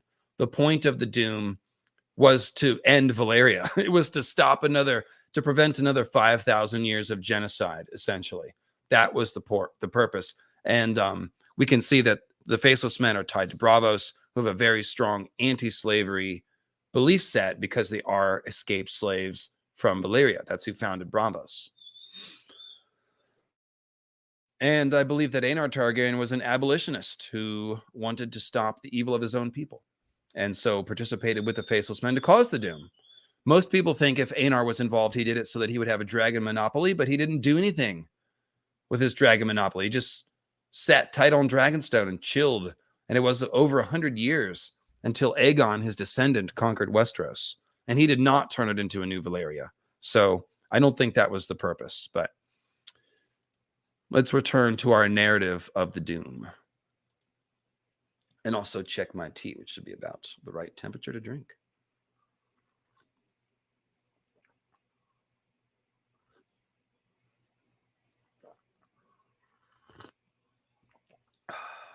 Sorry for the tea sipping sounds.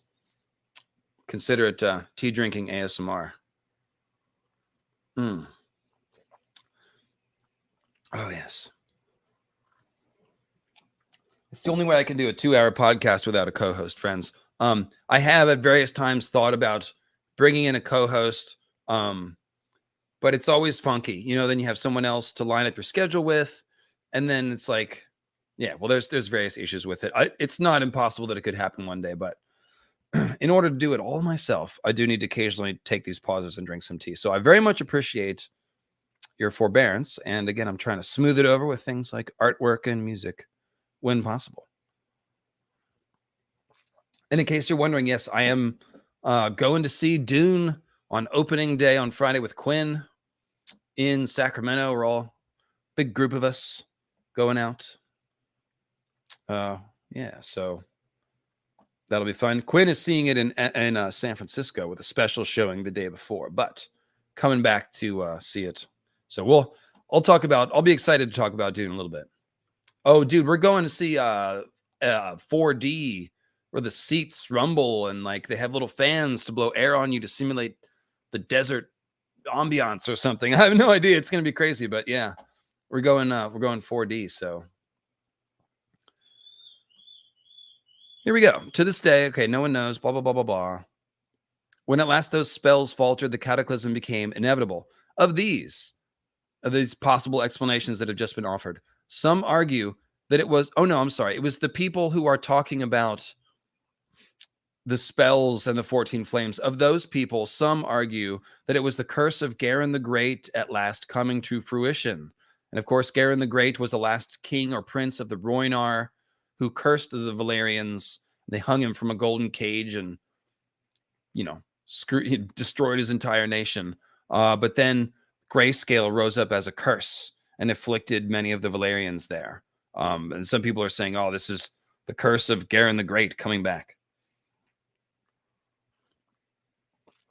And that's an obvious thing that people would think because, Grayscale actually happened. It's a real thing that happened during the war against the Rhoynar that would be recorded in Valyrian history. So everyone would have remembered that. They might have felt similar. Okay, so those of you who live in countries like the United States, which were founded by European colonization of older cultures, they might. So think about it's like the abandoned Indian burial ground that somebody built a strip mall over, like a desecration on top of a desecration. That's kind of like the way that people would have looked at Garen the Great. Like they would have been aware that they genocided this great culture and that like they're, well, geez, might there be a curse? It's like, well, gee, I don't know.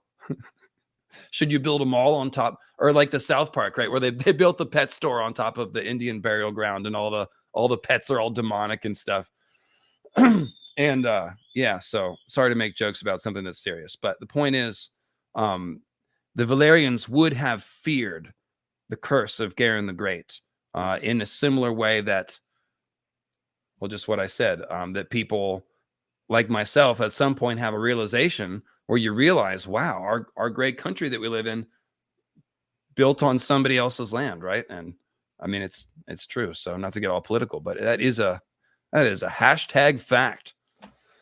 So this is you can see why the doom would have been attributed to this is the point. That's a very obvious belief that some people would have taken.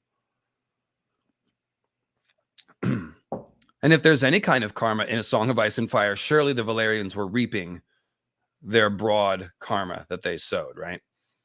You could just cause and effect. If you go around, genociding and depopulating and warring on everyone, sooner or later, you're going to create somebody's going to be motivated to take revenge, and they're going to find a way. And so if the doom was intentional, then it's more like less nebulous of a sort of karmatic idea, but just simply the law of action and reaction, right? A little bit of a side branch there. So anyways, getting back to the narrative, others speak of the priests of R'hllor calling down the fire of their god in queer rituals. Some wedding the fanciful notion of Valyrian magic to the reality of the ambitious houses of Great Valyria have argued that it was the constant whirl of conflict and deception among the great houses that might have led to the assassinations of too many mages who renewed and maintained the rituals that banked the fires of the 14 flames. So here again, we see the maesters returning to this idea that assassinating the mages would cause the doom. Here they're talking about Valyrian politics, but obviously you can also bring it connected to the Faceless Man hypothesis that they threw out in the previous paragraph. Then there's that bit about the priests of R'hllor calling down fire from the heavens. That's kind of cool. That almost sounds like a Valyrian dragonbinder horn that can call meteors or something. I don't know. I'm just throwing it out there. Now, the doom obviously is not a meteor incident, but I do think it's interesting that there's a notion running around that maybe R'hllor can call fiery cataclysms down from the sky, right? I mean, you remember Bonero pointing to the moon, making a fist and exploding his hand, and then painting in Valyrian glyphs doom and darkness. So there's some connected ideas there.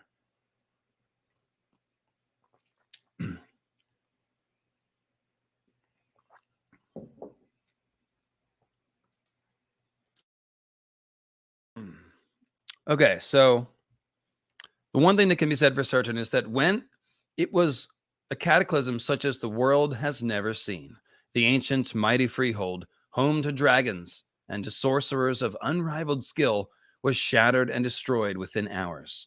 It was written that every hill for 500 miles apart split asunder to fill the air with ash and smoke and fire, so hot and hungry that even the dragons in the sky were engulfed and consumed.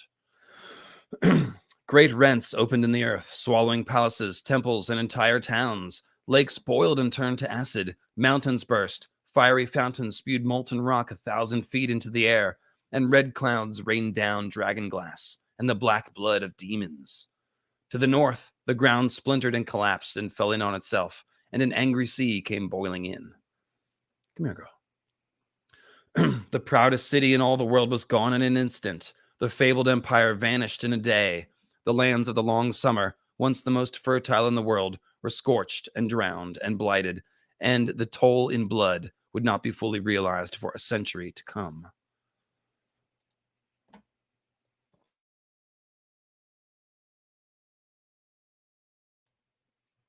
And so you can see very similar language. Like I said, in the Atlantis myth, it's in a single day, right? What was the line?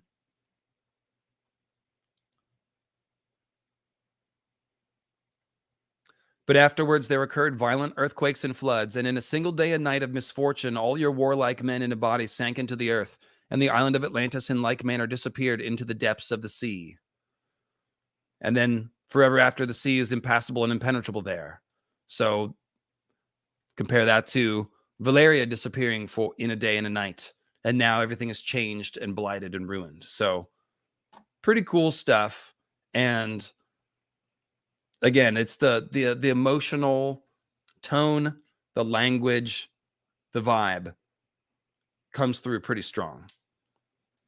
So it's easy to just say, oh, Valyria and Great Empire of the Dawn are inspired by Atlantis, but it's worth mining the actual text here and sort of really stepping into the tone of Plato and then going right from there to the narrative of Valyria. And you can see like this is where it came from. And you get the same feeling when you read the Silmarillion quite often. You're like, you might read a line that just jumps out to you like, oh my God, that one stuck in George's head. He's used almost that same, arrangement of words.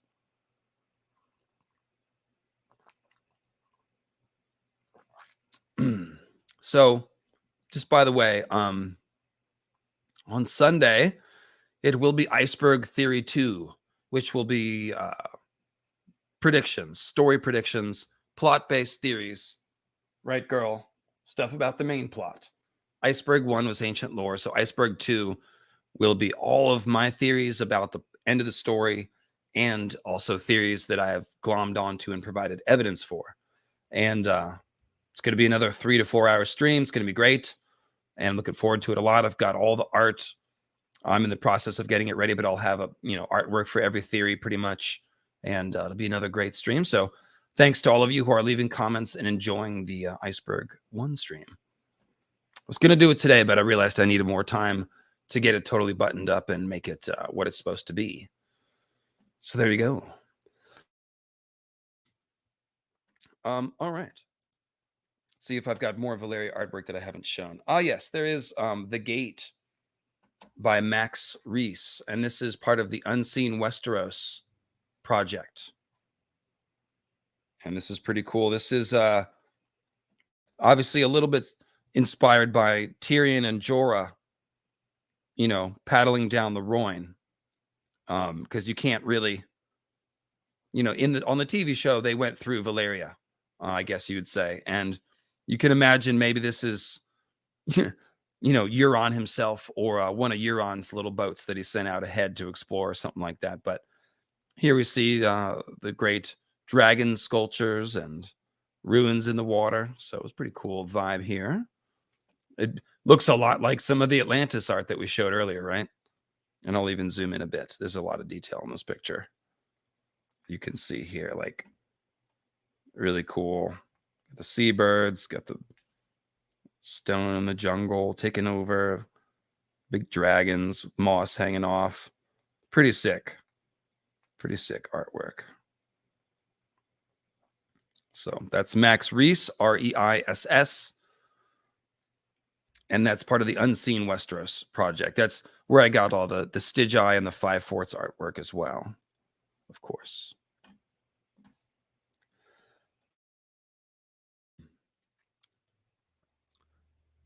All right, so that's the Doom.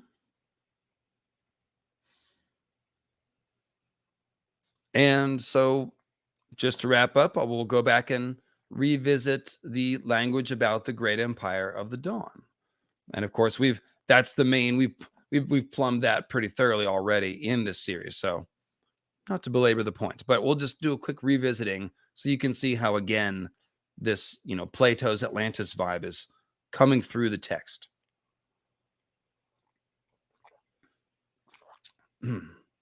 Once again, the tea I am drinking is from Drogo Coffee, and it is really good.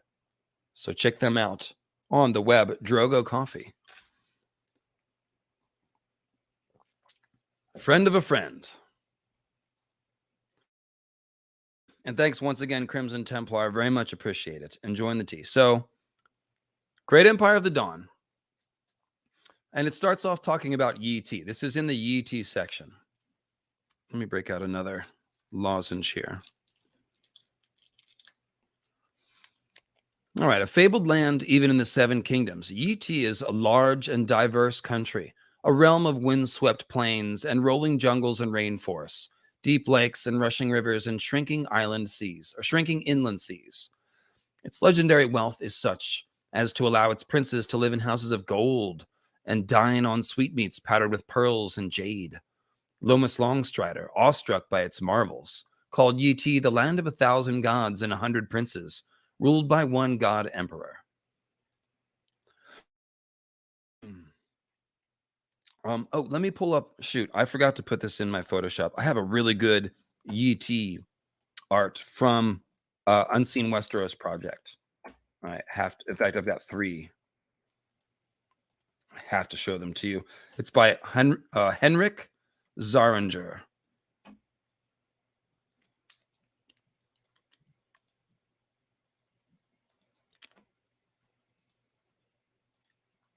Here we go. I'm going to go full screen on this. So there's 3 that he did. I'll show you all 3 real quick. This one is this is like a jungle shrine. Oops, sorry. A jungle shrine in Yiti. if you will. Pretty sick. Obviously, very Asian-inspired construction, as is appropriate.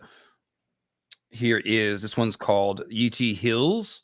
So these are like your outpost fortresses, get near the 5 forts maybe. And then we have Yiti Gate. And here is your actual city of Yiti, which is just beautiful looking. Look at that. So I will leave this up as I read for a bit.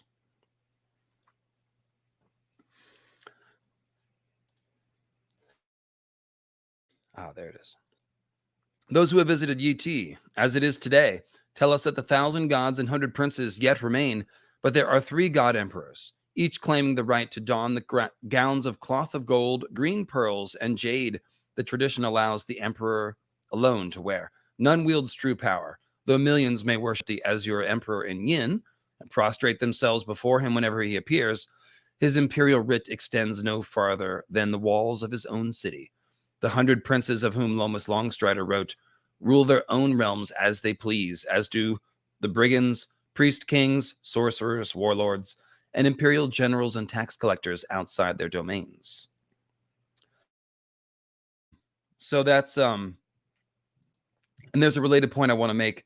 At the very beginning, it said it's a large and diverse country. So remember when I showed you the map of the Great Empire of the Dawn, it was Yiti plus. It was Yiti and all the lands of the north, and potentially including Asshai'i, Mosavi, and the Jogos Nai's territory, and the kingdom of Herkun, as well as the island of Lang. So I've made the point many times that the Great Empire of the Dawn would have been a multi-ethnic empire, very much like the Roman Empire, where they're conquering different peoples. And then once you have a cohesive empire, you're going to have some of those peoples shuffling around, either by choice or not by choice. The Romans often relocated whole tribes of people, but also would have, happened by choice too. People, once you're inside of an empire, you can decide to move, or you might join the army and end up somewhere else. And so the point is, Great Empire of the Dawn, their lands encompassed what are now the lands of many different peoples. And even if you just shrink down to the size of Yiti, Yiti itself is a very diverse place. So getting back to the picture of the Gemstone emperors that I used for the cover art, you see they're all different skin tones and different looks. One is definitely Asian looking, and one looks more Valyrian. But so that's how we should imagine these Gemstone emperors. They essentially they would have the Dragon Lord hair, but different color, luminous eyes, and potentially different skin tones. If those Gemstone emperors are different clans, then they should be different. Some of them should look more like Yitish people. Some of them might look like the modern dark-skinned Asshai'i people, the Shadow Men. Some of them might look more like Jogos Nai. Some of them might look like ancestors of the Dothraki. Some of them might look more like the Langi people. So let me put Atlantis's picture back up again. We didn't even talk about this when I requested her to draw the Gemstone emperors. I think she just knew to make them kind of multi-ethnic looking. So I was very appreciative that she did that, because I believe that's exactly what it looked like. So 1 second, let me get my Photoshop back up.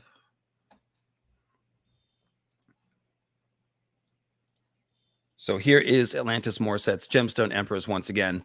So you can see your the Tourmaline emperor looks particularly Asian. You can see the Jade emperors looking more dark skinned, and your Amethyst empress is looking definitely more, like a Valyrian. And I'm not sure, sort of a medium golden skin, more like perhaps the Langi with your Tourmaline emperor. So good job, Atlantis. And of course, an empire that big would have had to be multi-ethnic, multi-state. So there you go.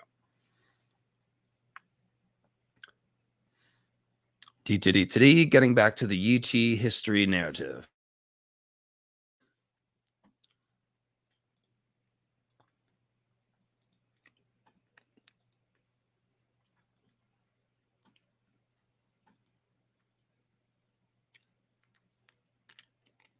Oh, shoot. Where'd it go? Oh, I closed it. Okay. I'll put up some Great Empire of the Dawn art now.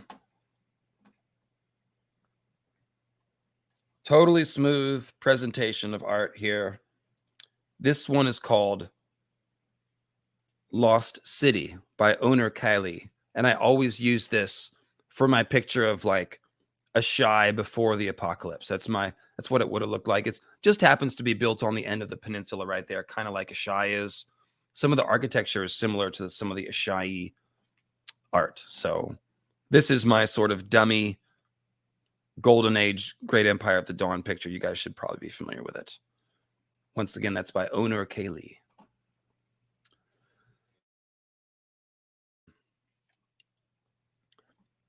So we're told that Yiti used to be a little better than it was, right? Now there's no centralized power. Brigands are doing what they want to, etc. It says this was not always so, we know. In ancient days, the god emperors of Yiti were as powerful as any ruler on earth, with wealth that exceeded even that of Valyria at its height, and armies of almost unimaginable size.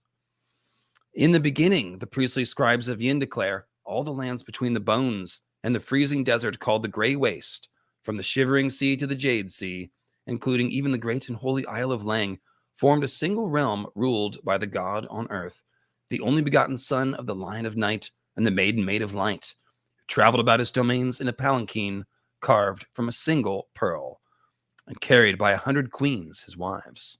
For 10,000 years, the great empire of the dawn flourished in peace and plenty under the god on earth, until at last he ascended to the stars to join his forebears. So there's a few different callouts here. Obviously, the only begotten son language is very obvious Christian language, Christ being the only begotten son of God the Father. So here we see the Maiden Maid of Light and the Lion of Night, who I believe are a light and dark solar duality. The Lion of Night expressing sort of the idea of nighttime or darkness, the Maiden Maid of Light being the sun. And so this child of the sun and the void, if you will, came down to earth and became the first god king and then ascended back to heaven. So it's the first king of Atlantis was Atlan, and then he was the son of Poseidon. So that's very, very similar, right? I skipped that part earlier, but the Atlanteans are descended from the gods, of course. And so it is the same with the god emperor of the great empire of the dawn. And then, of course, nothing lasts forever. So it says, dominion over mankind then passed to his eldest son, who was known as the Pearl Emperor and ruled for 1,000 years, the Jade Emperor, the Tourmaline Emperor, Onyx Emperor, the Topaz Emperor, the Opal Emperor, followed in turn, each reigning for centuries, yet every reign was shorter and more troubled than the one preceding it, for wild men and baleful beasts pressed at the borders of the great empire. Lesser kings grew prideful and rebellious, and the common people gave themselves over to avarice, envy, lust, murder, incest, gluttony, and sloth. So essentially, a different version of the 7 deadly sins, right?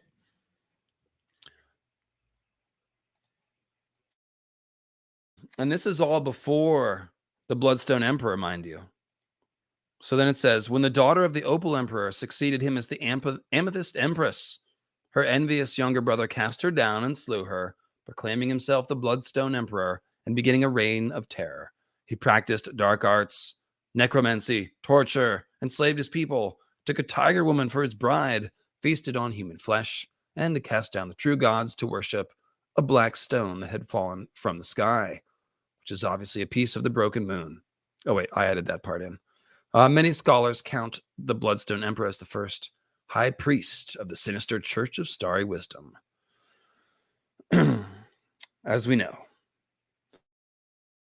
So then it says, in the annals of the further east, it was the blood betrayal, as his usurpation is named, that ushered in this age of darkness called the Long Night. Despairing of the evil that had been unleashed on earth, the Maiden Maid of Light turned her back upon the world, and the Lion of Night came forth in all his wrath to punish the wickedness of men.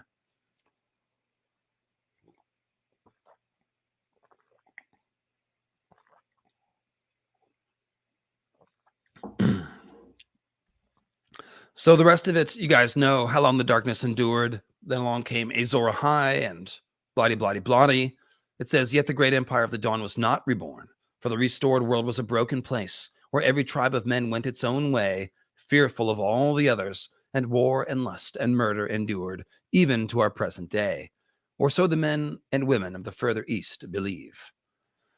So the world was changed. It was broken. It never recovered. It was never the same. They didn't put the empire back together. It fractured and became a bunch of different tribes and empires, which again is another piece of evidence that it was a multi-ethnic empire to begin with. And I've got a question sent in via the super chat function by a new squisher, Des Cobra, who says, were the empire of the Dawn folk related to gods, or did they have a better grasp on the so-called powers of the world?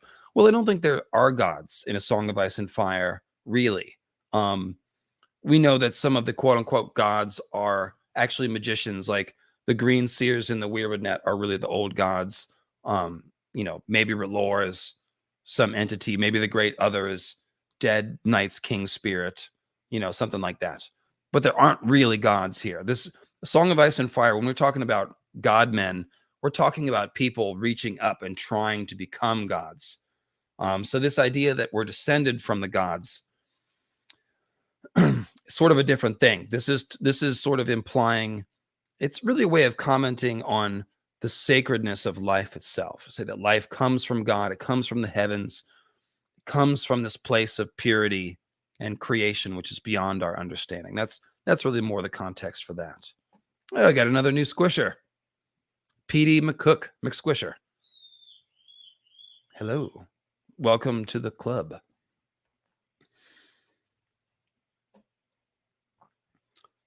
So, getting back to the Atlantis theme here, you can see it's a great civilization. They grew large and powerful, but also warlike. They corrupted from the inside. And then very suddenly, it doesn't say in a single day, but essentially the sun turned dark, the long night fell, everything fell into blood and chaos. And that was the end of the empire. And of course, we can connect the long night to multiple natural disasters elsewhere. So similar idea. And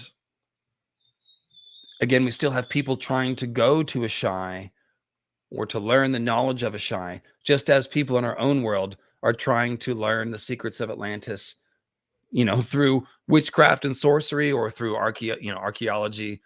People are looking for this lost knowledge. And really the appeal of it is just the idea that we used to be something more than we are. Those occasional moments when it seems like we have a heightened awareness, or you might have had a couple of times in your life where you experienced something that felt supernatural, and it makes you wonder, like, maybe people used to do that more. Maybe those parts of our brain that we quote unquote don't use, maybe they used to do stuff. Maybe all these legends that we have that speak of magic powers that kind of sound similar. What if people used to do stuff that was more than what we can do now, and that gave rise to these stories? So there's a very romantic appeal to it. And you find it in the Bible as well, like the idea that before the flood, humans lived 900 years long. And then after the flood, the world was destroyed and people didn't live as long. You even get into your creation science ozone vapor canopy theory if you want to. But the point is, the Bible's mythical history also records former time of greatness, which is lost. The Egyptians called it Zep Tepi, the first time. It was a time when the gods walked on earth, something like that. So we find this everywhere in the human mythical record. And Atlantis is kind of the pillar of it, but there's definitely many other similar ideas. It's an obvious idea to have. And of course, our ancestors, even though we think about them as primitive, they did do some stuff that is kind of mysterious, like, take Göbekli Tepe or Baalbek or the Great Pyramids. Even if we could figure out that, okay, well, we could build a Great Pyramid today, with our most high-tech cranes and technology. Well, they didn't have cranes and technology back then, so they're doing all this stuff. It is amazing. And it's amazing that their civilization could, that any of these civilizations could. I mean, like, let's go back to Göbekli Tepe. Göbekli Tepe seems to be created by hunter-gatherers before the advent of farming. And it seems like farming may have in fact arisen, that's the word I was looking for, arisen, from the gathering of hunter-gatherers, the ritualistic gathering at places like Göbekli Tepe. So it would have started as astronomical, cultural exchange, religious centers for hunter-gatherers, quote unquote, sure, you could put quotes around that. And so we're starting to learn that these hunter-gatherers, well, they're a little smarter than we thought. Not only are they good with woodcraft and getting along with one another in a way that modern societies maybe aren't, they were also pretty good astronomers. They observed the precession of the equinoxes in some cases, ancient peoples. And so that's some pretty detailed astronomy that they were capable of. So this is the sort of romantic idea here. This idea that our ancient ancestors had knowledge or abilities that are lost to us now. And it is a very romantic idea. And that's why it's become a fantasy fiction trope. But I love it. I love Atlantis myth. And Valyria and the Great Empire of the Dawn are very much the two biggest versions of that. I mentioned the Rhoynar. The Rhoynar have some Egyptian influence. But when the thing about if you read the chapter where Tyrion is sailing down the Rhoyne and looking at the ruins of the Rhoynish civilization, it's got the same vibe. It's got that, I wonder about these lost paradise cities and the flower city. I mean, the Rhoynish culture is described like, I don't know, like pacifist Atlantis, if you will, like people might imagine it. So there's a little bit of that vibe going on there too. So with that said, I will take last call for questions and then go ahead and wrap it up. I think I've said everything I want to say about this stuff. And it's been fun. I was fired up to talk about all this. Once I realized I needed a little more time for the Iceberg Theory, and I observed that I had, again, 200,000 views on the Great Empire of the Dawn video. Thank you. I figured we'd do a Great Empire of the Dawn themed thing. And then I was like, ooh, I could talk about Atlantis. So just sort of mentioned it as an aside earlier. But now we can sort of go deep on that. So thanks, guys. Let's check on the PayPals here. I see you got 3 new ones. Thank you, friends.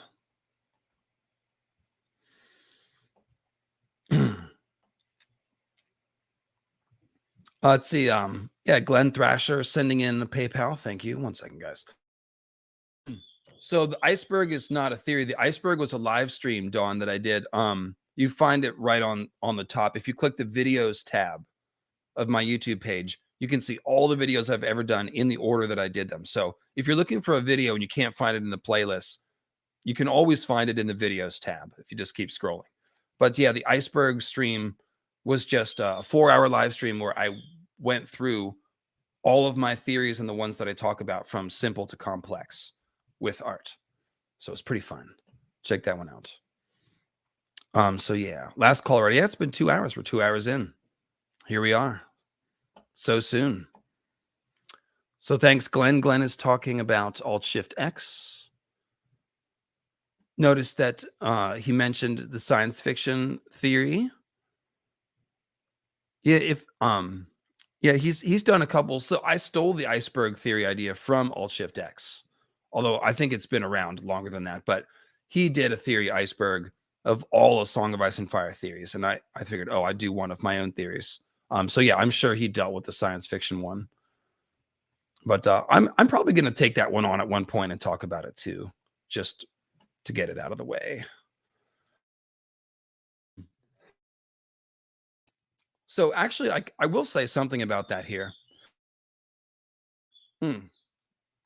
Sorry, trying to clear my throat. So the idea of the science fiction theory is that a fantasy world like A Song of Ice and Fire could be a post-apocalyptic magic world that essentially rose up after a modern civilization like our own destroyed itself. And I always use the example of Terry Brooks and the Sword of Shannara series because he did that. He literally wrote 12, 15 books of a fantasy series, but laced all these little clues that the old world that was before the quote unquote Great Wars had things that sound like modern technology. And eventually he went ahead and wrote a prequel series, which was like literally America falling apart through nuclear war and turning into a fantasy world that eventually became the world of Shannara. So pretty cool how he did that. I thought it was really creative. Other writers have connected it too. The point I want to make is that it's kind of similar in vibe to the Atlantis idea. Like when we imagine the Great Empire of the Dawn, or Atlantis or something, or Numenor, we're supposed to imagine them with magics that we don't have and maybe can't understand. So that's really not that much different from like technology that people don't understand anymore. It's just a different version of it. It's science fiction instead of like an ancient fantasy magical kingdom. But vibe-wise, it's still the same. It's an ancient high civilization destroyed by a cataclysm, perhaps brought on by hubris, which left little seeds of things which were rediscovered by the next wave of people who then made their own thing with the seeds and made some confusing mythology to explain it. So pretty cool. It's pretty similar in vibe, even if it's different in function. So thank you, Catlin, for mentioning that. Oh, that was not Catlin. Sorry, that was Catlin is the next one. Thank you, Glenn. Catlin, no question. Just saying thank you. Very good. Very good. Appreciate that. Stephen Lucy. Garth Appreciation. Loving the Melisandre series. Can't wait for Iceberg 2. Very cool. And yeah, the next Melisandre video is in the works as well. I've already filmed that. Fire White Army. It's going to be a good one. Very excited about that. It's going to be condensed theory foreshadowing. Jon Snow, Fire White Army. Can book it. In any case, Mark Daniels says, if you were a travel agent and had to make a pitch to get people to visit Asshai'i or Valyria, what would it sound like? I could do this. Hang on a second.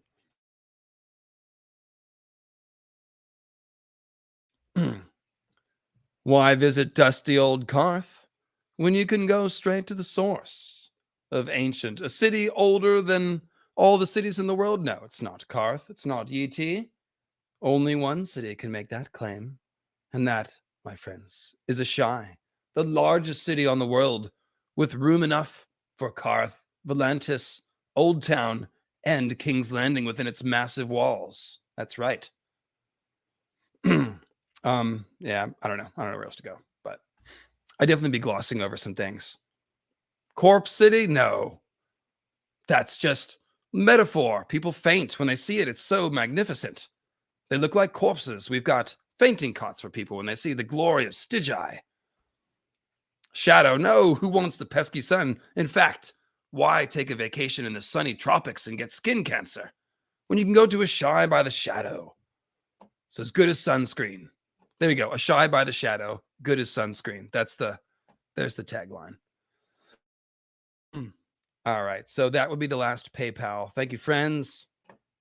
And I will see you on Sunday with Iceberg 2. Again, all the story prediction. Darkstar will steal Dawn. John will be Ghost John.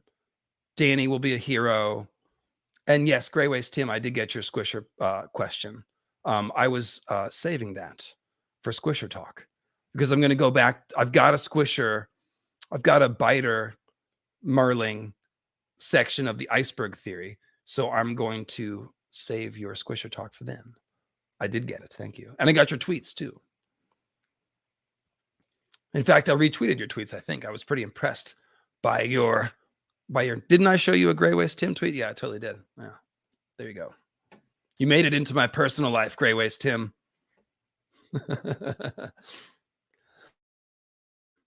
All right, friends. So I will bid you adieu. Again, thanks. 200,000 views on Great Empire of the Dawn 1. Really appreciate that.